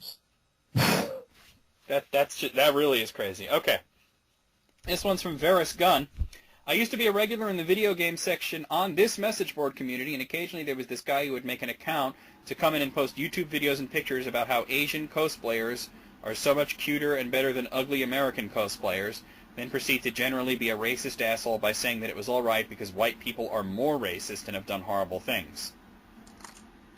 Wow. Oh, that's justified, like, I guess. I'm only a beta racist. I'm not an alpha racist. You can still suck my dick. Oh, boy. Playing Call of Duty 4, I made the mistake of questioning a fellow player's enthusiasm regarding John McCain being a war hero and therefore would make a great president. I regretted this immediately. What made it unfortunate was the rest of the people I was playing with, while strangers, were great teammates, and it was one of the few times I've experienced teamwork playing a multiplayer game with strangers. I had to leave after 3 games because the other player just followed me around and knifed me. This is one of the major reasons why I'm reluctant to talk on the mic anymore. Oh, just don't talk about politics. Politics and religion. Yeah, I mean, just really... I guess it, to be fair, it was the other guy who was just waxing poetic about how amazing McCain is, so... Mm-hmm. He started it, Oh, okay, yeah. All right, this is from Time is a Big Ball of Wibbly Wobbly Timey Wimey Stuff. Probably not my worst, but definitely the most memorable. Little Big Planet. 4-player with friends in the same room. One of them learned how to slap other players before the rest. Swung across a fiery pit, then just stood at the ledge and slapped everyone into the lava as they swung across. We share lives, idiot, they yelled. He laughed maniacally. Friends stopped coming over to play when he was around. That last sentence makes me sound like I was a kid. We were in college. Most of us lived together. That is embarrassing right there. You stopped coming around. Iceberg Shorty 17. Years and years ago in the original StarCraft Brood War days, my friends and I would take turns in 2 versus 2 matches with other random players. We would always say something like, I'm new to this and really good at defense, but not so much offense. Let me build up a defense in your base, and you can focus on building units while I handle defense. When someone would go for this, we'd place cannons everywhere, sometimes extending halfway across the map. When the battle was in the final minute and our team was victorious, we'd unally and obliterate our team member's entire base in about 20 seconds with all the cannons. Total dick move. Haven't done it in nearly 15 years, but looking back it makes me laugh. I apologize to any of you this happened to. I'm sorry after the fact. My bad. Yeah, right. 15 years later, I regret those decisions. Not that it fucking matters, right? Mm-hmm. All right, this is the last one. No, it's not the last one. There's a few more. Tristan says, I'm a gold-ranked League of Legends player, and the biggest troll I ever encountered happened in Season 4. I was playing a Moo Jungle, and I thought our Syndra mid was going to help me kill the camp for a quicker start. What actually happened was the trolliest sequence of events you can imagine. She used her ability to pick up neutral monsters and proceeded to fling my blue buff across the map. After realizing I could never kill the camp, I don't have no idea what this person is talking about. Say Moo Jungle or Farm? I thought this was like Mario Kart for a second. Okay, apparently the objective that he had was to kill this monster, and this other person kept fleeing the monster away from them. Can't catch it. I don't know. I'm not at all interested in that. This is from the Washer-Dryer Combo. A few years ago when Banjo-Kazooie Nuts and Bolts was still quite new, a few of my friends decided to boost the multiplayer achievements. Basically for the game, the person who needs to win plays normally and everyone else just screws with the other players. Things were going well for a few games with me getting easy wins, and then we ran into a player named Minion 9000. He figured out that what we were doing and started whipping out his griefing vehicles. The most memorable one was during an egg and spoon race. My friends would play keep away while the other player's eggs while I drove mine to the goal was the plan. Minion pulled out a vehicle for the race that looked like a giant cage and sucked my entire car and egg inside of it. I hopped out of the car and tried to use Banjo's magic wrench to pull my car out of his contraption. As soon as I got out of my car, he hit the suction button again and pulled me into his car and up into a small prison he built on top of the thing that closed a trap door. For the next 10 minutes, I was trapped in there while he set me on fire and sent me taunting Xbox Live messages. I gotta say, it's creative if nothing else, right? I guess you deserve it for playing Banjo-Kazooie Nuts and Bolts. Oh, that was the last one. Alright. Yeah. I would say on a whole for all those trolling lists, I'd give it a B+. I would say B. We're going to say B for bitch. I'm just a what, bitch? Number one. Oh, damn. All right. Well, let's do just one more here. Okay. Because I have this one that's really embarrassing here. Where is it? Ooh.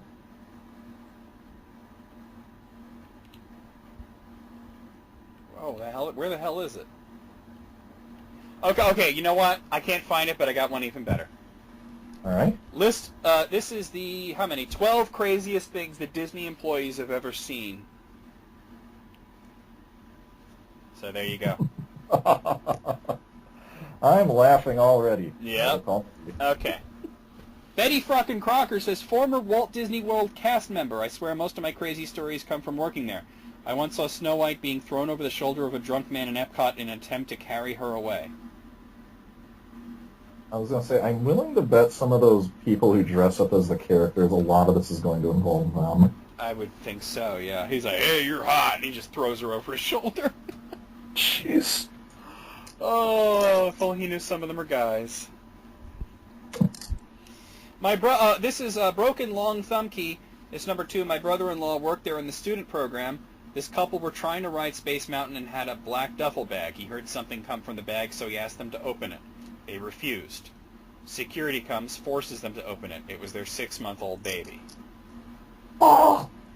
They put the baby in a duffel bag. Bag? You fucking awful parents.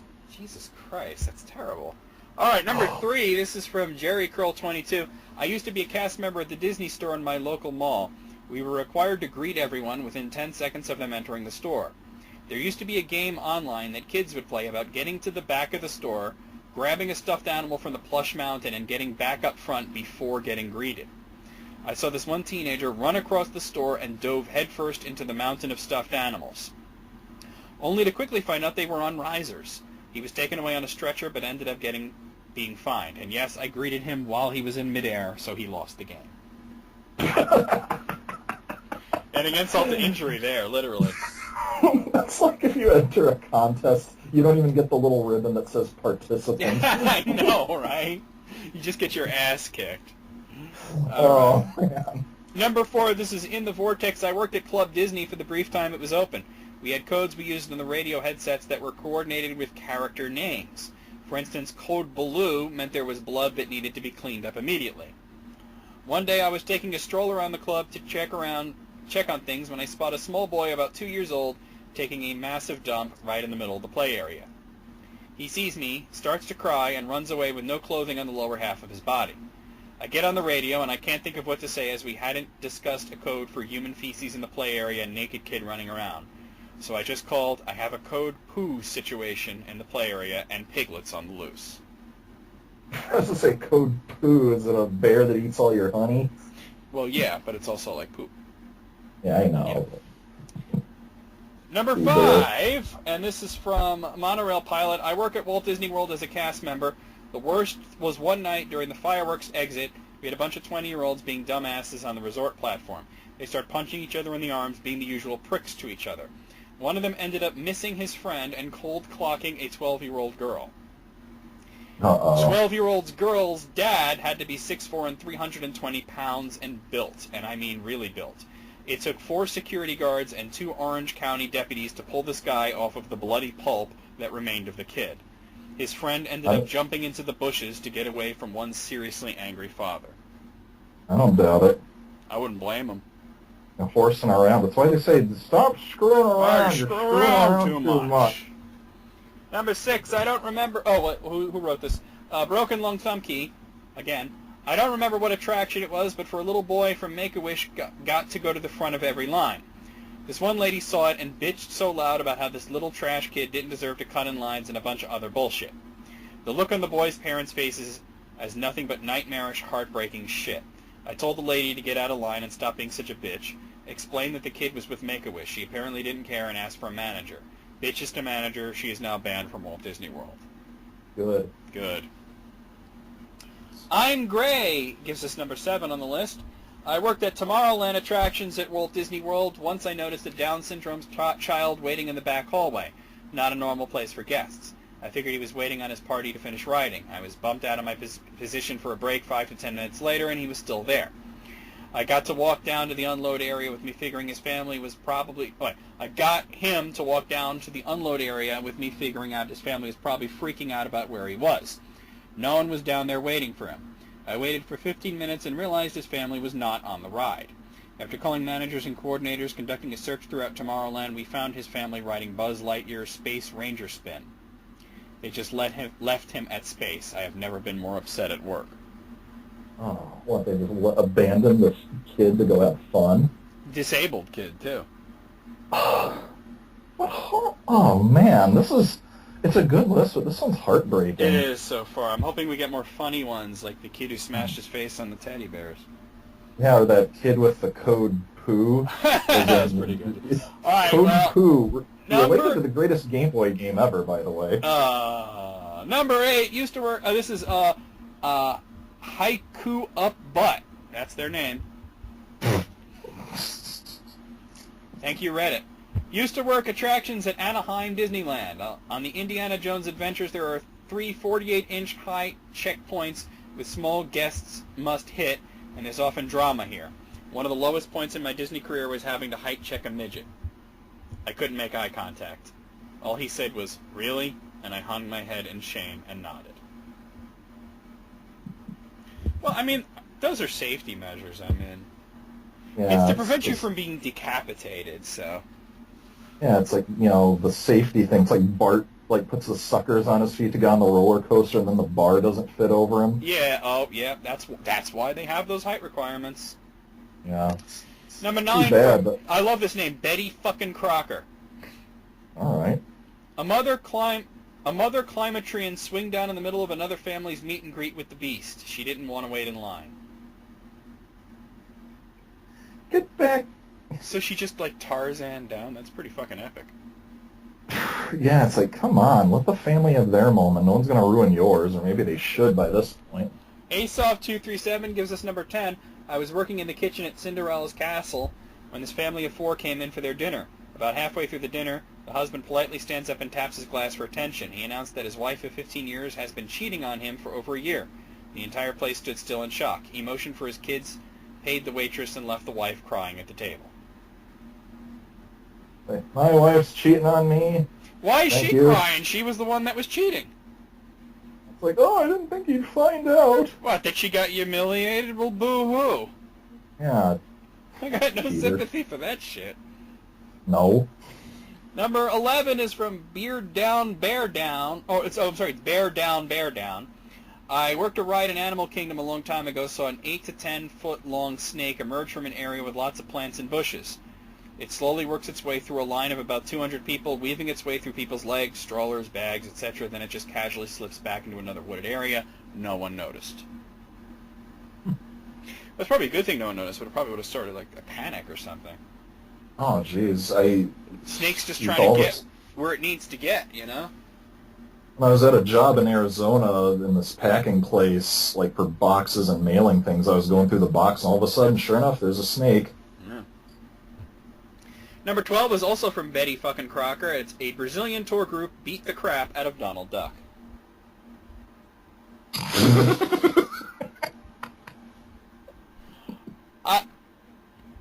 Why? What did he do to them?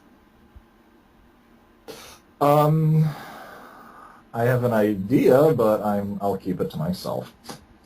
What's your idea? I want to hear it. Well, I'm just thinking that, let's just put it this way, it involves your stories about something you told us in another list, Critics, about Brazilians. Okay. Yeah, probably something to do with that. Yeah.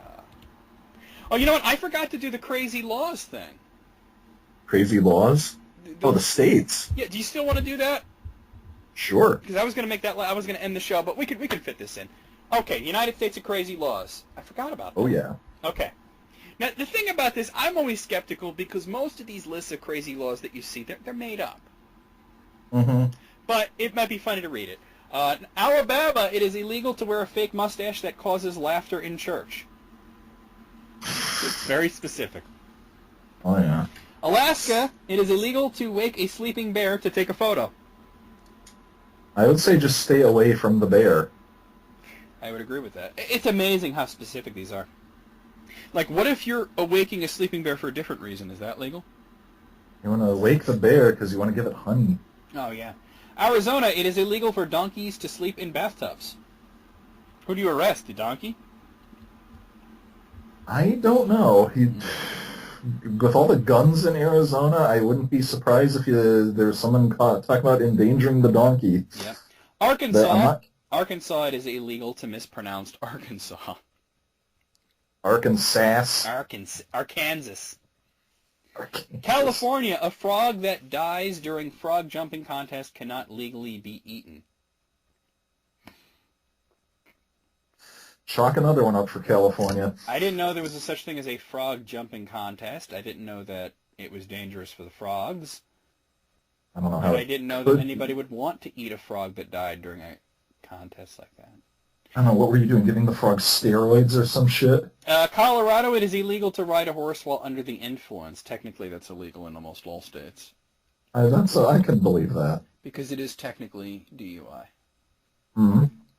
Connecticut, a pickle cannot be legally considered a pickle unless it bounces.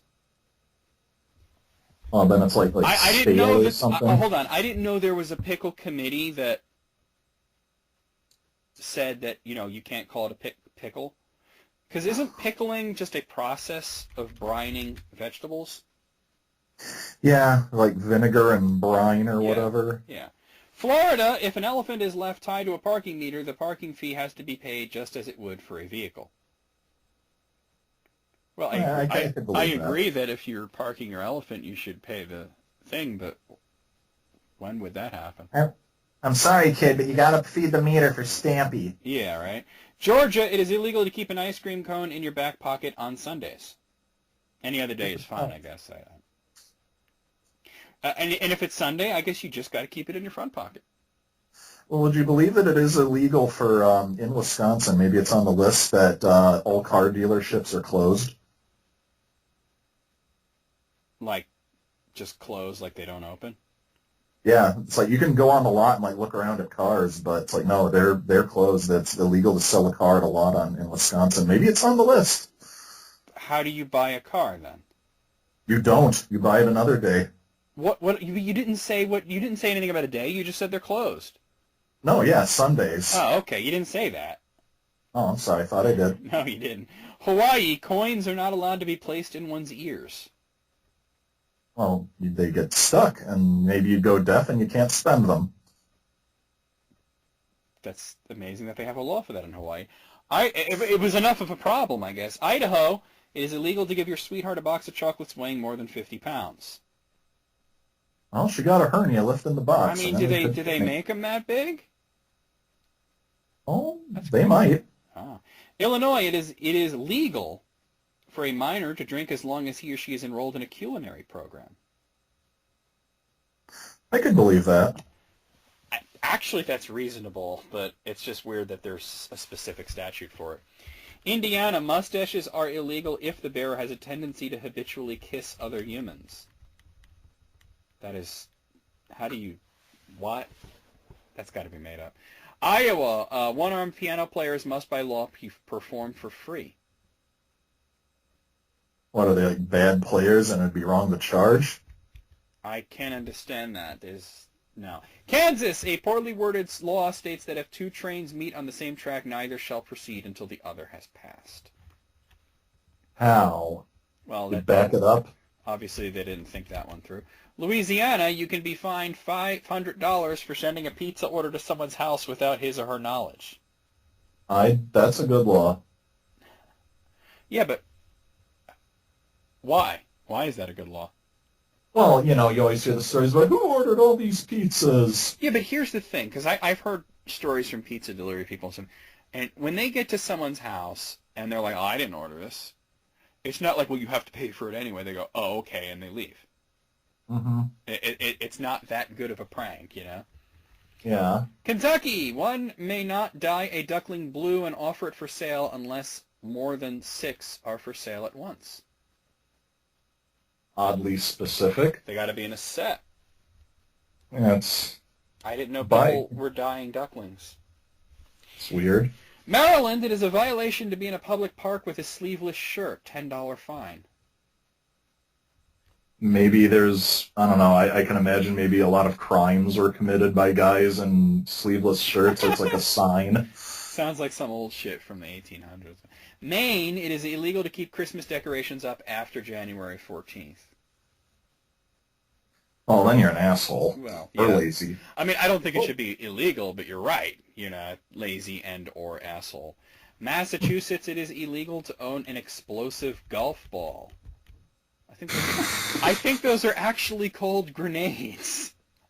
Jeez. What the fuck? I always Why is that even a thing? I don't know. I always remember in the summer, before 2000s, driving up north to see relatives. There'd always be like these signs for black market fireworks. No. Can you imagine explosive golf ball? That would have made Goldfinger a lot more interesting. Oh yeah. Michigan. Michigan, it is illegal for women to cut their own hair without their husband's permission. Damn women. What if they're not married? I don't know. Minnesota, a person may not cross state lines with a duck on top of his or her head. Transporting wildlife? Well, I mean, but specifically on your head? Like, you could be carrying it in a box or under your arm, in a bag or something, but if it's on your head, that's illegal. Oh. Mississippi, one may be fined up to $100 for using profane language in public places. I don't doubt it. George Carlin got fined at Summerfest once for bad language in public. Unconstitutional. Just wanted to point that out. Missouri, it is illegal to drive with an uncaged bear. I would hope so. That's... I mean, that's perfectly logical, but why would they need a law for that? Was that a problem? Maybe. Were people... Wasn't that a Smokey and the Bandit movie about moving a bear? No, that was an elephant. Montana, guiding sheep onto a railroad track with intent to injure the train is subject to a fine of $50,000 and serving at most 5 years in prison. But I guess if you're doing it for some other reason, it's okay. Damn train, you hurt... Damn sheep, you hurt my train. Yeah. Sheep versus train, I kind of think the train would win that one. Nevada, it is illegal to drive a camel on the highway. I would hope so. They must have, well, there's a lot of sand out here. Better get the old camel out. Nebraska, it is illegal for a mother to give her daughter a perm without a state license. What the fuck? Perm without a... I could almost see that a thing with the number of women who always want to get perms, but without maybe they're afraid they'll mess it up, and I don't know. This is crazy. New Jersey, it is against the law for a man to knit during the fishing season. That's gotta be made up. That's stupid. That can't be real. Like I said, people who have actually researched a lot of these crazy law lists have found they're mostly bullshit, but they're fun to read. New Hampshire, as of 1973, it is illegal to carry away or collect seaweed at night. Was that a huge problem in New Hampshire? It might have been. Oh, wait, like taking a woman against her will to collect seeds? Wow, you didn't hear anything I said, did you? Yeah, it kind of cut out a little. It is illegal to carry away or collect seaweed at night. Oh, okay. Apparently, you could do it during the day, but not at night. Maybe they're worried about creatures in the seaweed that are native in that area. I don't know. But why specifically at night is it illegal? Nocturnal? That's bullshit. New York's slippers are not to be worn after 10 p.m. That's when I'd imagine wearing slippers, or in the morning. Best time to, yeah. New Mexico, state officials ordered 400 words of sexually explicit material to be cut from Romeo and Juliet. Wow. Good game, New Mexico. That's specific. Wow. North Carolina, elephants may not be used to plow cotton fields. Known for their elephants, that state is. Yeah, they got them everywhere. Can't go 2 feet without seeing an elephant. North Dakota, it is illegal to lie down and fall asleep with your shoes on.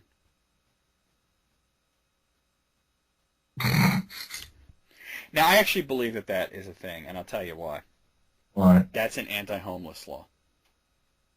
Oh, okay. That's what that is. That is very evil. Gotcha. Ohio, it is illegal to get a fish drunk. Well, I guess they got nothing else to do in Ohio. Oklahoma, it is illegal to wrestle a bear. Really, I mean, I can imagine that. If you wrestle a bear, whatever happens to you, isn't that punishment enough? Yeah, I mean, wrestling country, I can imagine people trying to wrestle bears. Yeah. They do that in Russia, I've heard.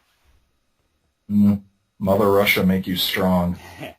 In Russia, bear wrestles you. Oregon, it is illegal to go hunting in a cemetery. I would hope so. Yeah.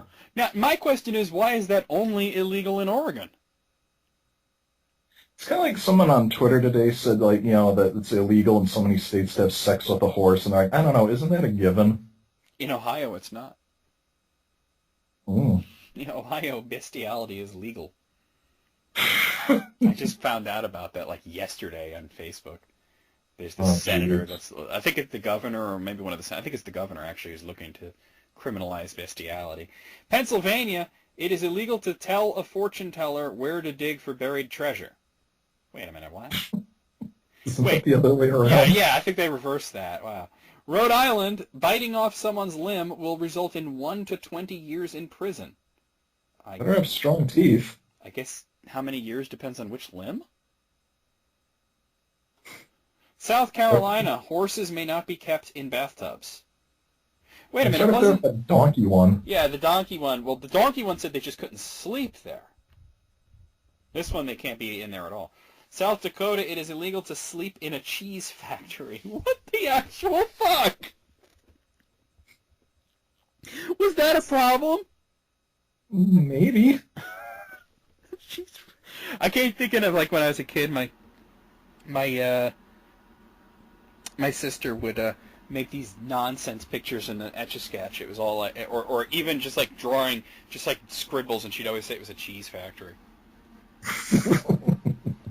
Tennessee, it is illegal to share your Netflix password. People hijacking Netflix, I suppose? No, I mean, you can't share the password. Because it has to do with like stealing cable and stuff like that. Like, yeah, I don't know. Netflix is actually trying to get more and more states to pass laws like that. Oh, okay. Texas, it is illegal to sell one's eye. I want both of mine. Once again, I would say that's a good law, and who's buying eyeballs, and who's trying to sell their eyes, and why is it only illegal in Texas? Was there a big eye black market in Texas? Organ theft. They wanted to trade them in for those Z eyes. It's just as good, if not two better. Utah, Eye. Utah, it is illegal not to drink milk. Well, how much milk do you have to drink? Like, is there a specific amount that is the legal minimum? I put it on my cereal. Does that count? I think that counts. Vermont, women must obtain written permission from their husbands to wear false teeth. What the fuck? That is so ridiculously specific. That has to be fake. Virginia, children are not to go trick-or-treating on Halloween. Any other day, I guess, is good, but on Halloween, there's no trick-or-treating. Crazy. Washington, the harassing of Bigfoot, Sasquatch, or any other undiscovered subspecies is a felony punishable by fine and or imprisonment. I bet the cryptozoologists are on that one. Don't harass Bigfoot. That's like maybe they're really pissed about those Jack Link's beef jerky commercials. Messing with Sasquatch. West Virginia, whistling underwater is prohibited, both by man's law and nature's, I guess.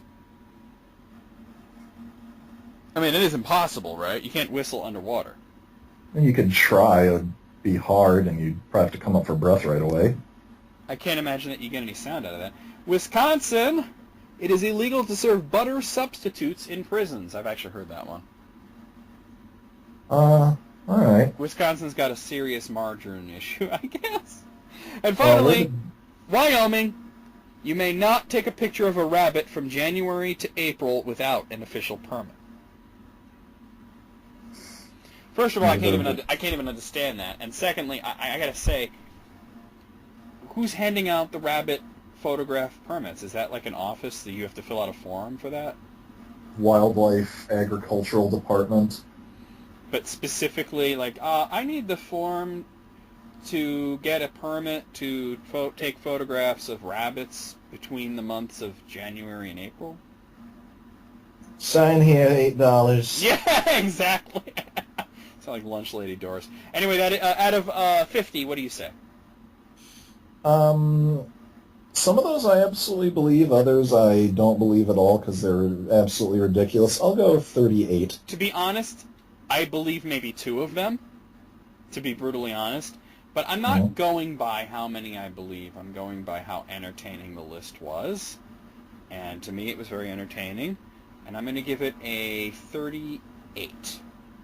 All right. An agreement there. But for different reasons. Yep. Anyway, that is going to be the show. We'll see you guys next month with List Critics February edition and List Critics 2. Hopefully Jesse will be all settled in his place with internet and all that shit. Thank you, S. Serpent, for coming by. Thank you very much. And if I'm not back on because Jesse's here, hey, at the very least I'll be the George Lazenby of List Critics. The George Lazenby of List Critics. You asshole.